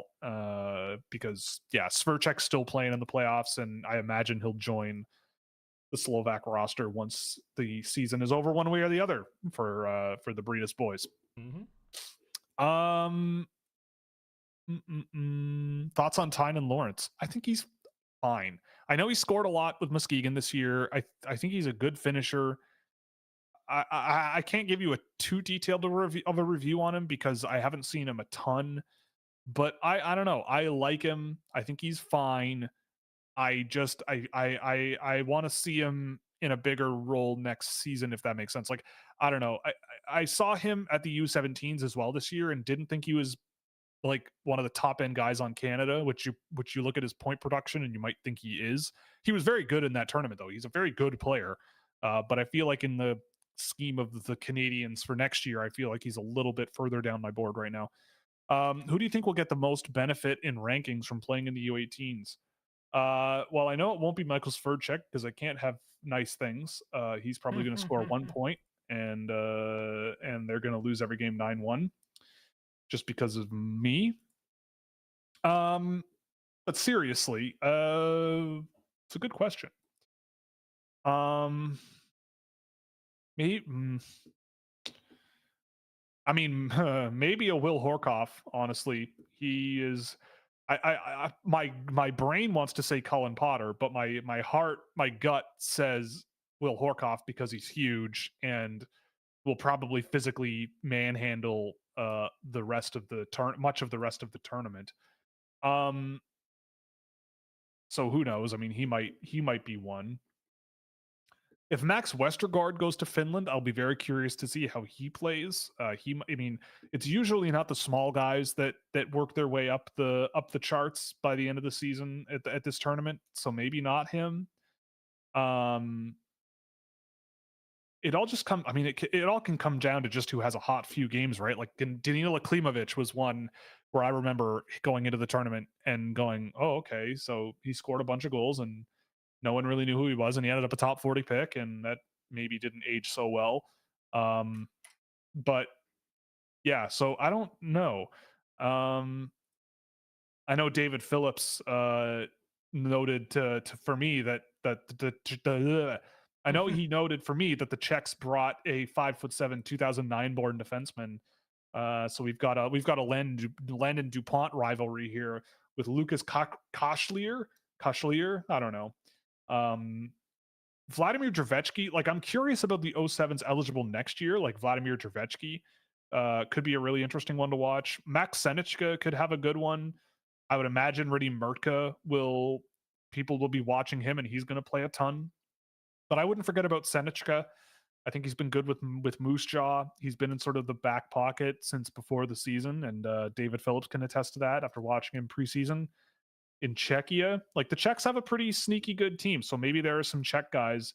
We'll see what happens with Adam Banach. Like if he should have a good tournament, and people seem to have forgotten about him too, but people will still see him be 5'7", 5'8", and probably still doubt him. I don't know.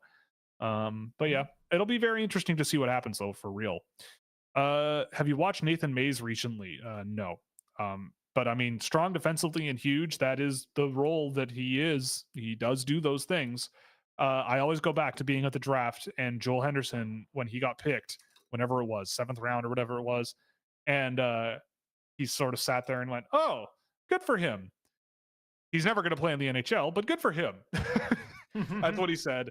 And it just, I don't know. Look, I mean, you make the NHL because a coach says you do. If you're big and you, I don't know. I don't know.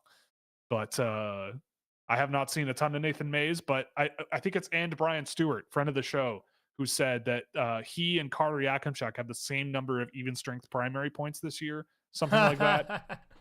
So there's that too. That's kind of a good tidbit. Who did the Sharks take if they fall to 3, and why is it Porter Martone? I mean, it very easily could be Porter Martone. I just look at the Islanders depth chart and who they've drafted over the years, and they have so many wingers. Like they have so many. Wait, Sharks, you mean? Yeah, the Sharks. What did I say? Islanders. Brutal. Brutal. The Sharks. Yes. I look at their depth chart and the guys who they've drafted recently, and they have so many wingers. And I mean, look, if you just want the best player available, Martone is part of that group for sure. But I also don't think Martone is like a guarantee to be a super, super, super elite NHL player. Like I think he's a very talented player. I think he's going to be a very, very valuable player.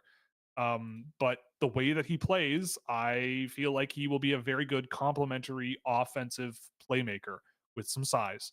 Um, I don't, I, you know, he'll do the job that you put in front of him for sure. But I mean, that's a lot of players in that range, honestly. And I don't know.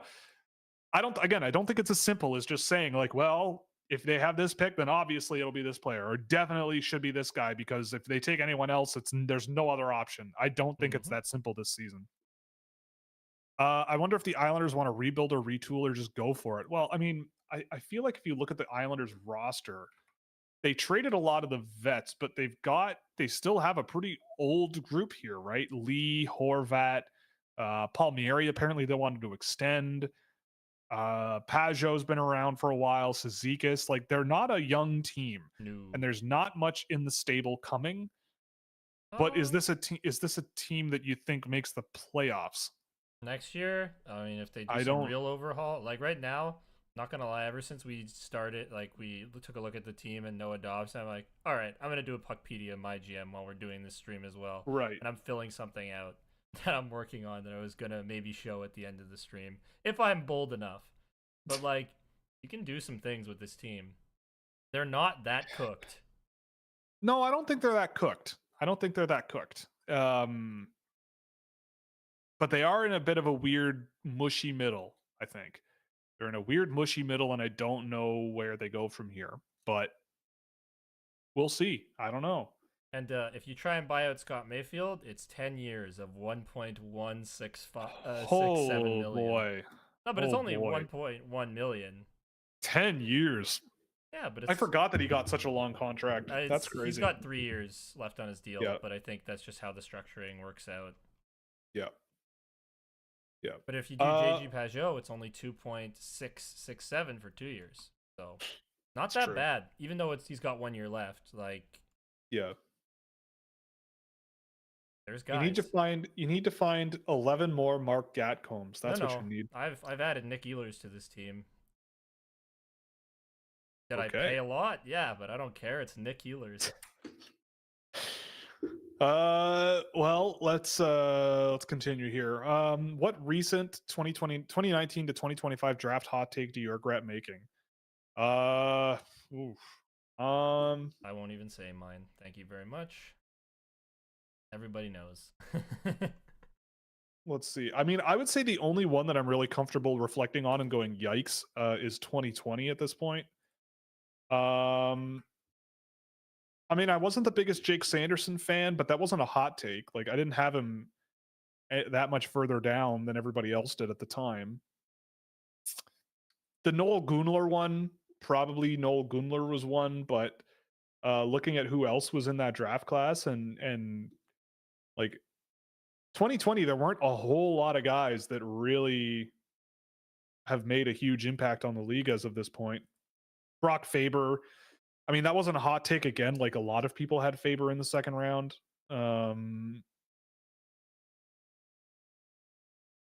Let's see. I mean, yeah, and those aren't really hot takes. I mean, I would say, because my hot take that year was having Marat at 12, which I still feel pretty good about, honestly.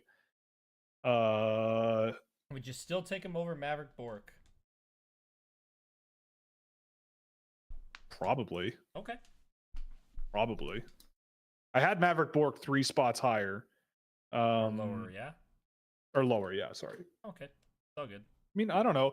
Like, all things considered, I mean, in 2020, like, I could nitpick. Like, I had JJ Paterka at 22, but that was higher than almost everybody. And you had Jack Quinn at 23, I think. 21. Or 21, yeah.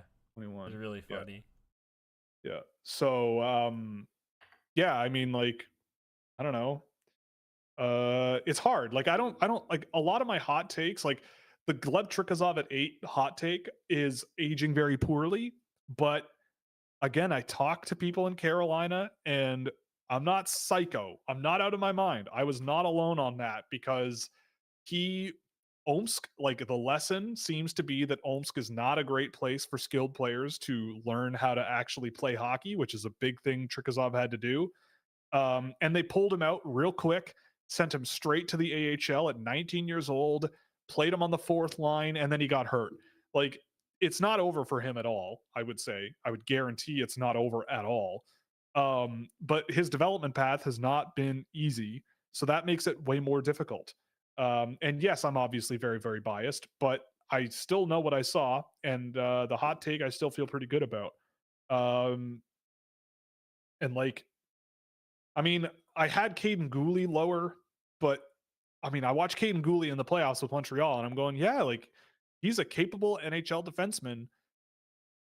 You know, take it or leave it where he actually did get drafted. But like the better players I had ranked at 16 were like Marat, Maverick Bork. Yeah, I'd say I don't know. Yeah, like Noel Gunler at 18 wasn't really a hot take at the time. Like I had Gooschin at 24. I don't think that has aged particularly poorly. I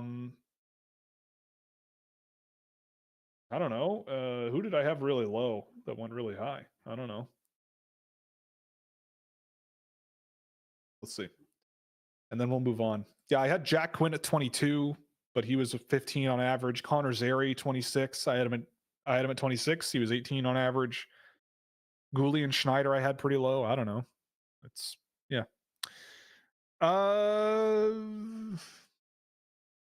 Yeah, I don't know.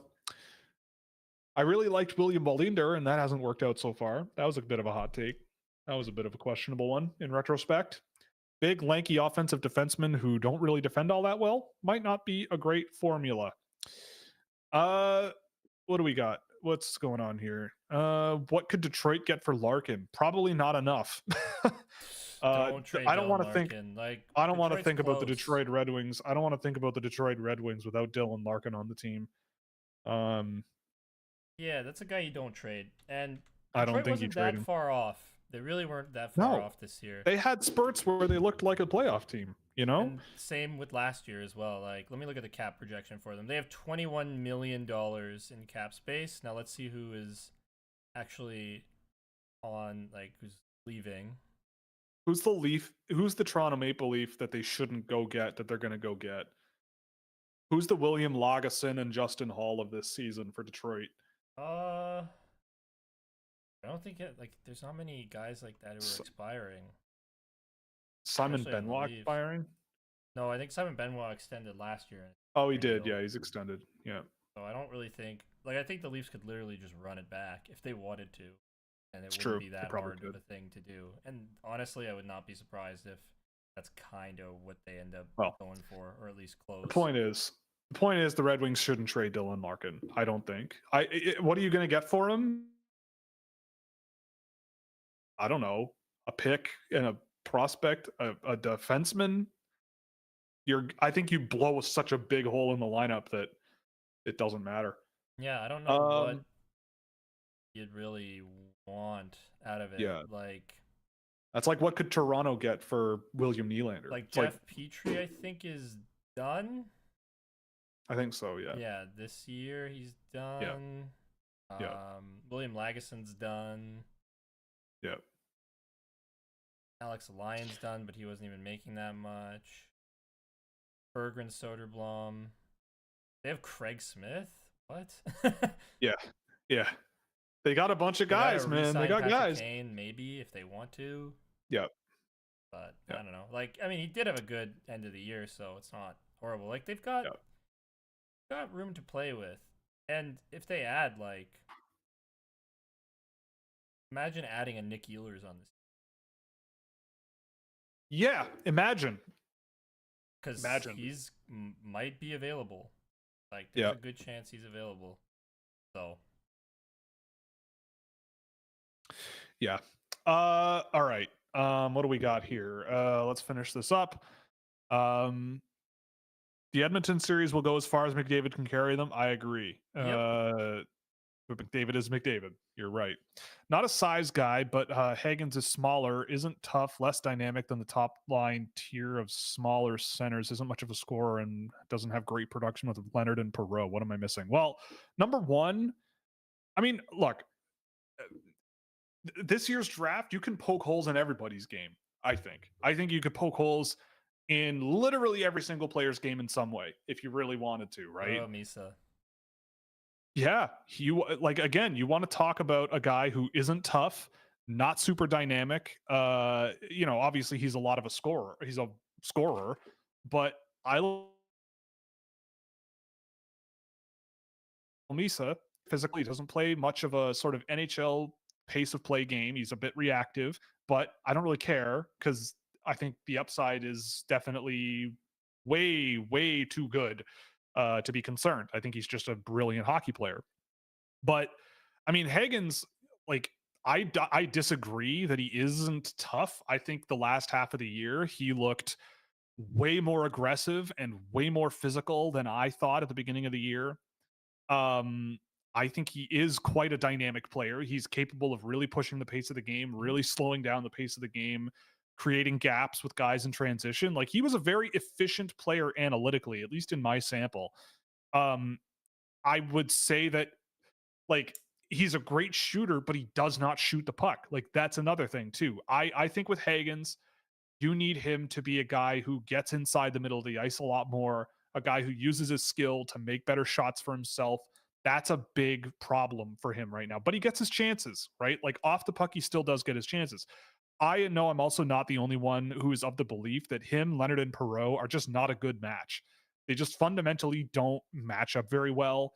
And I think you're maybe seeing hints as to why when you see guys like Leonard and Perreault in the NHL now, where when I look at those guys, like Leonard is a physical presence for sure. He's running around, throwing hits. He's got some good speed in his game, but he's not a possession player really a lot, unless it's just him putting his head down and just bulldozing around the ice with the puck, which is not always going to work. And I think that's how a guy like Leonard ended up with so many goals and not a ton of assists. And I believe someone also mentioned on the show that a lot of it was on the power play or empty net goals or something like that. No, it was Anyway, Scott met. was it Scott? Scott met. Not Scott Wheeler, but Yeah, one of the people who subs. subs to us, who follows college hockey fairly like religiously. He's a Yeah, big Michigan State guy, yeah, and he said that a lot of Ryan Leonard's goals came from empty netters. yeah. Like I think it And like, was pushing quite a big amount, like 20 or something, if I'm not right. mistaken, I or a don't know. certain, or like 20% or something. Percent, yeah. But anyway, I think with Perot as well, I've never felt that Perot is a big needle mover on his own. Just a really He's good not. offensive complementary forward. Uh, and I don't think that works with Hagens very well. Like if you watch James Hagens with Teddy Stiga, for example, those two guys work off of each other extremely well because they both can forecheck. They can both work off of each other really well. They both play with a lot of speed and energy and pace together, and it's much more conducive to how both of those guys seem to play the game. Whereas, it seems like Hagen's being just the only real glue guy.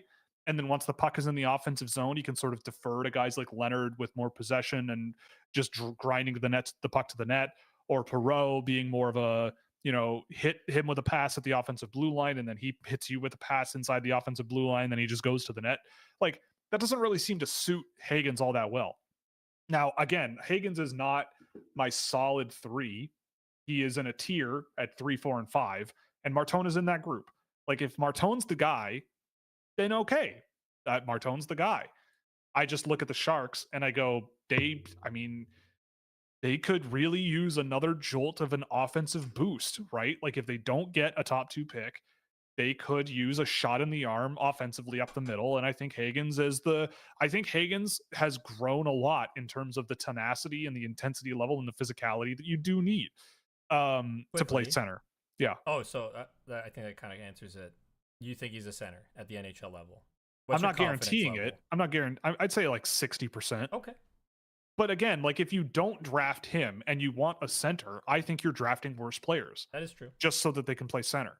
And in that case, I would never suggest that because that's when teams make mistakes, right? Like you go, well, this position is more important, so therefore we should draft for that position. And it's And like, well, that's why Caleb Desnoyers is probably high up boards. Yes. I mean, he also is leading the QMJHL in scoring in the playoffs, right? Like it's hard to like it is hard for me to continuously argue that he's not a top 10 player. Like people can at this point, like people can say whatever they want, right? Like I just disagree. Mm-hmm. I just disagree. And I understand. It's as if I don't pay attention to these things. It's like I know he can score. Like I'm well aware that there's scoring going on. But Will, I are you watched. aware of the points? Are you aware of I all I the are points? you aware? Are you aware that he's Canadian? Like yes, I'm aware. Right? Like this draft, I think, is going to have a lot of guys that play center in the NHL drafted from 3 to 20, and they're all going to probably be about the same level of value. Brady Martin, Jake O'Brien, uh, And you lump Caleb in that mix. Caleb Okay. Desnoyers, who else? Maybe even a Gustav Hillstrom, but he'll probably go in the 5th round at this point. I don't know. Cole McKinney. Just a lot of guys who are solid. Maybe Anton Frondell if you want to play him at center. I don't know. So do you want one of those players at 3 or do you want one of those players at 18? Because I feel like if you do that at 3, you're going to be saying no to some potentially very valuable players. But I don't know, if I'm San Jose, I look at the growth in Hagens' game. He was disappointing at the beginning of the year, but I think that he came a long way. And we're gonna have a report on him eventually, so hold tight. And I agree on everything you said about Martone, the playmaking, the goal scoring, everything. Like if he's the guy at 3, then fair enough. I get that too. I totally see that. He's So my the number 5. biggest separator for Hagens and Martone in your eyes is pace. Yes. Yeah, like dynamic play, pushing the pace of the game a little bit better. Okay. But Martone is not far behind. Like Martone, Eklund, and Hagens are not that distant for me. Oh. Would you do Noah Dobson for Quentin Musty? If I'm who? If I'm the Islanders, no goddamn way. If I am the Sharks, I am slapping the confirm button on that trade as fast as my joints will carry me. Quentin Musty is not a guarantee at all, and I feel like it would be insane to trade one of your top pair defensemen for an uncertain, likely winger. Like, I don't know. I just think that makes no sense. Yeah, and Thoughts it's on going to be Mustafa easy. Lemieux? It's Oh, actually going to be easy for the Islanders to keep Dobson based on their cap yeah. situation. I would be so surprised if they got rid of him, unless it was like a deal you literally would be you'd Quinn lose your mind. Hughes, yes. Yeah, like sure. Thoughts on Mustafa Lemieux? The The great GOAT. player to ever live, the GOAT. Can't wait for his return in the NHL draft this year to The be greatest drafted. Lebanese Australian Yeah, player. I think that's yeah. where he's from. Was it that? Yeah, something I like think he's that. Lebanese Australian, yeah. Mustafa Lemieux, man, epic legend. He'll break through one of these days. I know it. You can feel it. If you Do you know, think you the know. Penguins? Yeah. Do you think the Penguins should be trying to retool instead of a rebuild? I mean, they don't really have an option. They kind of are. They kind of are. What they brought I in mean, Tommy Novak, Philip yep. Tomasino, guys that Nashville should have kept. I do think they've done a really good job. I mean, that makes sense because Kyle Dubas is pretty smart. But I've liked Ville Koivunen on the roster when I've seen him. Tomasino's been pretty good with them as well. Who's the other young guy they added recently that was Ponomaryov has looked decent in the games I've seen as well. Yeah, I mean, just add at the draft and continue tracking away and just yeah, as time goes by, those contracts will expire that they have, yeah, some of them at least, and they'll be freed up to do more stuff, like actually spend their money in ways that could help lead them to win. Like, I feel like there's always this sentiment when you look at teams like, oh, they're so royally screwed, but if you just look at it, play around with some of the cap on like these websites. Not that I'm saying that it's the most easy fix in the world, but I feel like you can give yourself some money to do things. And just as long as you're patient, you're going to be fine for the most part. Well, pretty much everyone is going to be back next year, right? Like the only UFAs they have up front are Matt Nieto, Boko Imama, Juna Kopanen, and Matt Grelsick on the defense group. Everyone else is signed. Like, who cares? So, or an RFA. Or an RFA. So, like, they're going to come back with largely the same group. And I mean, it's not an amazing NHL team, but like, if let's say you do rebuild, right? Like, what are you going to get? Are you going to really go out and try to convince Evgeny Malkin and Sidney Crosby and Brian Rust that they need to waive their no trade clauses and go somewhere else? I'm not having that conversation. Those guys, I'm pretty sure, are very clear about wanting to retire Pittsburgh Penguins. So to me, my whole thing is try to build an exciting young team around these guys and sort of use the next 2-3 seasons maybe as like a springboard, right? Like my whole thing, I've said this for years about Sidney Crosby, is like Sidney Crosby came into the league playing with Mario Lemieux. Like he lived with him.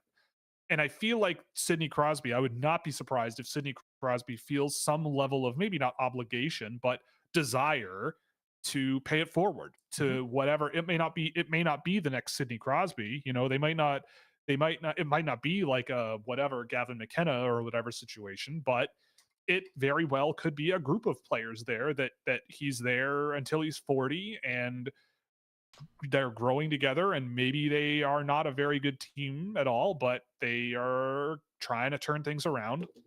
And I think that they can continue on this path and keep improving around the margins, and they might not be as bad next year. Like, I don't know. I feel like if you say, let's just burn it all to the ground and redo it all, like your only real logical options of getting anything for anyone really, I don't know, is Crosby, maybe Malkin. I'd say Rust too. But other than that, like, what are you getting if you trade a Ricard Raquel? What are you getting if you trade a Kevin Hayes? What are you getting if you trade a Danton Hayden, right? Much. Like, probably not much. No one's going to take Eric Carlson. No one's going to take Chris Letang. Honestly, I'd rather keep them. and get a bunch of young guys and try to build a group that works. Like, be like St. Louis. Just have a bunch of young guys that you think can move your team in the right direction. Again, I also will just keep on reiterating the draft is not your savior. Like, just because you draft and just because you rip your team to pieces does not mean you're going to get better. Unless you're Like, the it's a Leafs, and unless you're the Leafs. you get Nylander, Marner, and then Matthews. But they didn't even rip it down to the studs. Like, No, they not kept a quite. lot of the players. They kept guys like Bozak and Kadri and Riley, and like they didn't just burn it all to the ground. So, Except for in the final I mean, season where they did, but like, well, sure. 2016 going into the Matthews draft was pretty bad, but they still had like a pretty decent group of yeah, mid late 20s guys yeah. who were useful. So if I'm Pittsburgh, I don't know. I think about it as like you're kind of optimistic going into next season a little bit because you're like, well, I mean, look, you've got Reckham McGroarty, he'll be there, but like Koivunen's look pretty good. If you can pick up a couple of more guys, I think they've drafted okay with Dubas as well.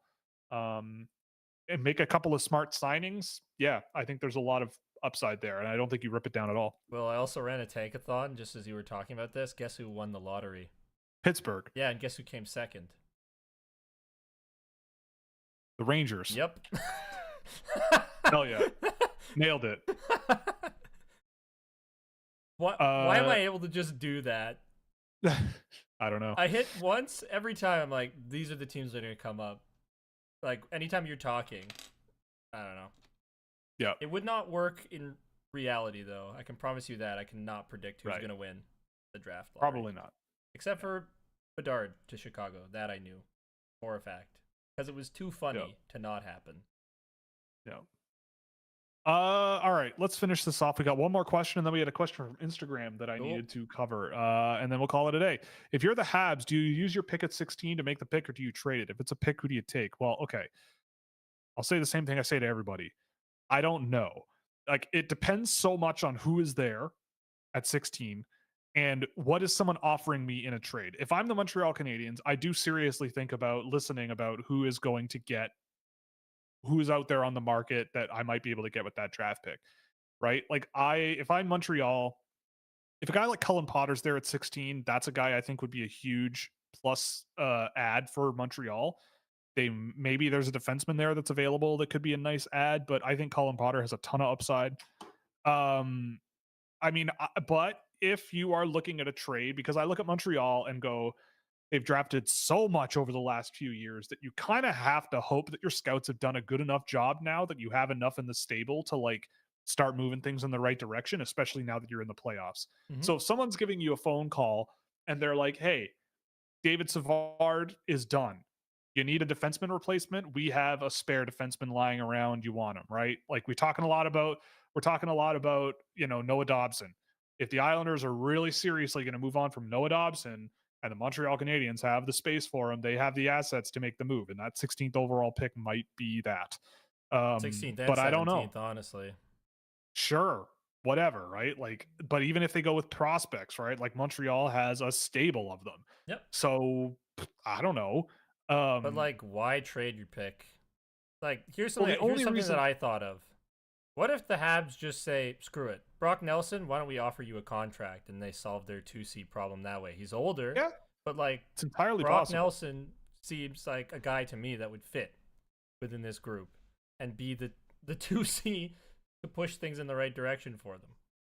Yeah. If he doesn't sign in Colorado, if I'm Montreal, I'm throwing money at him.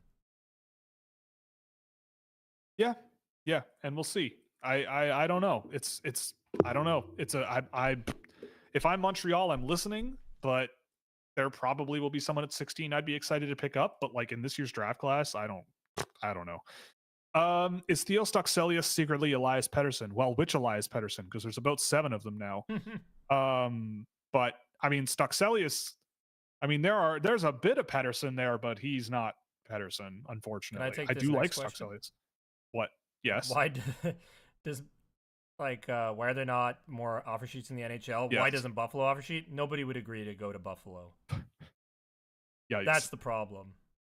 But why are there not more offer sheets?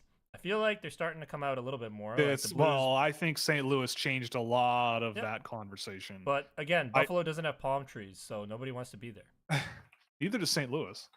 Yeah, but St. I've Louis heard has won a cup, so it's a little I've heard different. many times that St. Louis might be one of the most miserable arenas in the league, right? Isn't it in like the middle of a really awful neighborhood in St. Louis? And anyway, I don't know. I've never been to St. Louis, so I'm not gonna sass a place I've never been. But I don't know. I'm looking at like St. Louis. Oh no, I wanted to offer or take a look at who RFAs were this year, right? Like, because I don't think it's gonna be I don't think it's gonna be what's it called? Like Dobson's the biggest one. Right, but I don't think that the RFA thing is really gonna be oh my god, why is it so hard to find okay, 2025 RFAs. There we are. Like I don't think it's gonna be the big name, big number guys. Like I don't think it's gonna be like an Evan Bouchard, right? Or a Marco Rossi or a Matthew Nyes, but a guy like I don't know, Nick Robertson. yeah, like If they Capo wanted to. Caco. Does Bowen Byram get an RFA deal somewhere that maybe Buffalo goes, maybe we don't want to match this. I don't know. Like, who are the teams that are really in cap trouble here? Nobody Definitely really, nobody. Well, because the cap's Florida, going like, up like crazy. yeah, that's true. The cap's going up, but like Jonathan Berggren, maybe Riker I Evans, don't think there's going to be many maybe. this year. I just think last year there was a good situation for the St. Louis Blues to take advantage of with the Edmonton Oilers being so cap strapped. Yeah, yeah. So I don't know. I mean, but I think that if anything, you're gonna like because the reason it worked for Holloway and Broberg was because they both were coming from Edmonton. It was both a pretty good chunk of money for both of those players, and Edmonton didn't have the money. And so the compensation for St. Louis wasn't that much. So if there's a situation like that, then maybe, right? But that seems pretty rare. So we'll see. I hope because I think RFA deals they're there for a reason. It's possible to make them. Um, it's there for a reason, Mm-hmm. and I hope people use them because it's a lot of fun. And draft picks are overrated unless they're in the second round. Then they're underrated. That's my vote. When it comes to NHL players, I mean, if Evan Bouchard gets an offer sheet, that would be insane. I have no idea who would offer him one, but it would be for a lot of money. And giving up multiple picks for Evan Bouchard, I mean, A I guy who can't play would. defense, I would I not might do it, but only in the right circumstances for sure. Only in the right circumstances, and I don't know what the right circumstances even are at this point. Okay. Okay. A lot of talk about St. Louis now. There's one about Edmonton you missed. I think, What can the Oilers do to push them over the edge? Get more defensemen. Yeah, better defenseman, better goaltending. Defenseman and goaltender. But honestly, yep, that's it. Defenseman to me more of a priority to an extent. Yeah, it's not great. It's not great there right now. At least defensively. Like, yeah, Jake Walman. No, Ekholm is such a huge hole. Yeah. Well, they got guys who can move the puck. Bouchard and Wallman. To yeah. be fair, like sure. that's, and I find that a lot of teams, that's what they're missing. So I feel like with Edmonton, it's not the most insane fix. Like you just got to find a stabilizer. Yep. Totally. Okay. Well, then let's. Yeah, I've never been to St. Louis, so I may as well be talking out of my bum. That's but okay. You do that on the show all the time. I do. Yeah, I don't even watch hockey actually. I don't even do anything. I literally just play Nubby's Number Factory all day long and watch Survivor. That's all I do. But yeah, I mean, I don't know. I've always kind of wanted to check out St. Louis, especially now watching them in the playoffs. It's they're a fun team.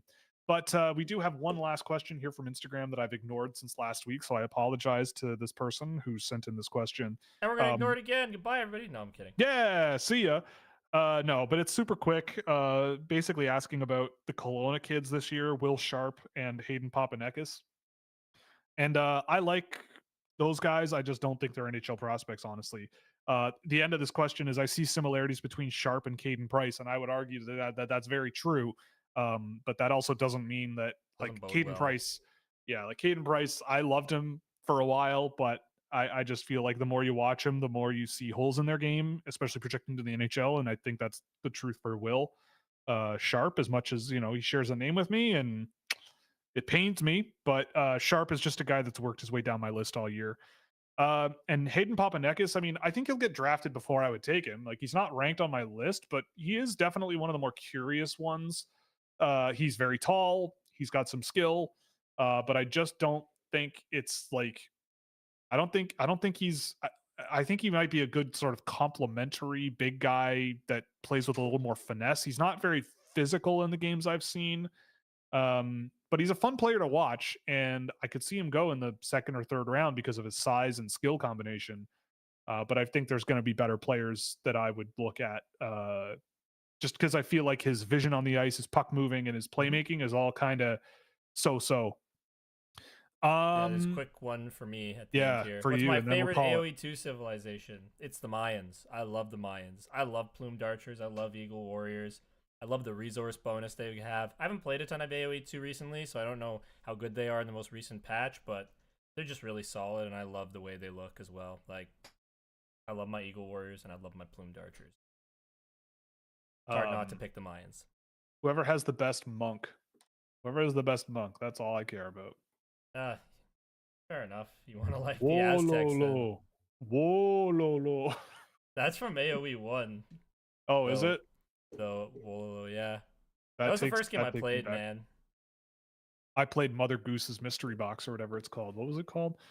Mother Goose's. My dad would sit me down and he'd play AoE 1, and I'd get mad every time, like the AI, because my dad didn't play online. He didn't have much confidence in his skill level. So anytime like the AI army would attack and kill his villagers, I'd get really sad.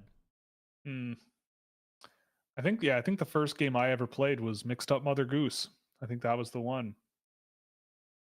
But anyways, that was my first. Anyway, I would like to get back to EU4, so we're gonna end the stream now. But thank you all we're gonna for end it. Yeah, thank you very much. This was fun. We'll be back Thursday afternoon, 2 p.m. Probably talk some U18s then. 1x17. Oh, 1x17 would be awesome. That contract would be awesome. And that would be very Carolina. But yeah, thanks for joining us. Enjoy the playoffs. Enjoy your next couple of days without me. And we'll see you Thursday afternoon, 2 p.m. Eastern Standard Time.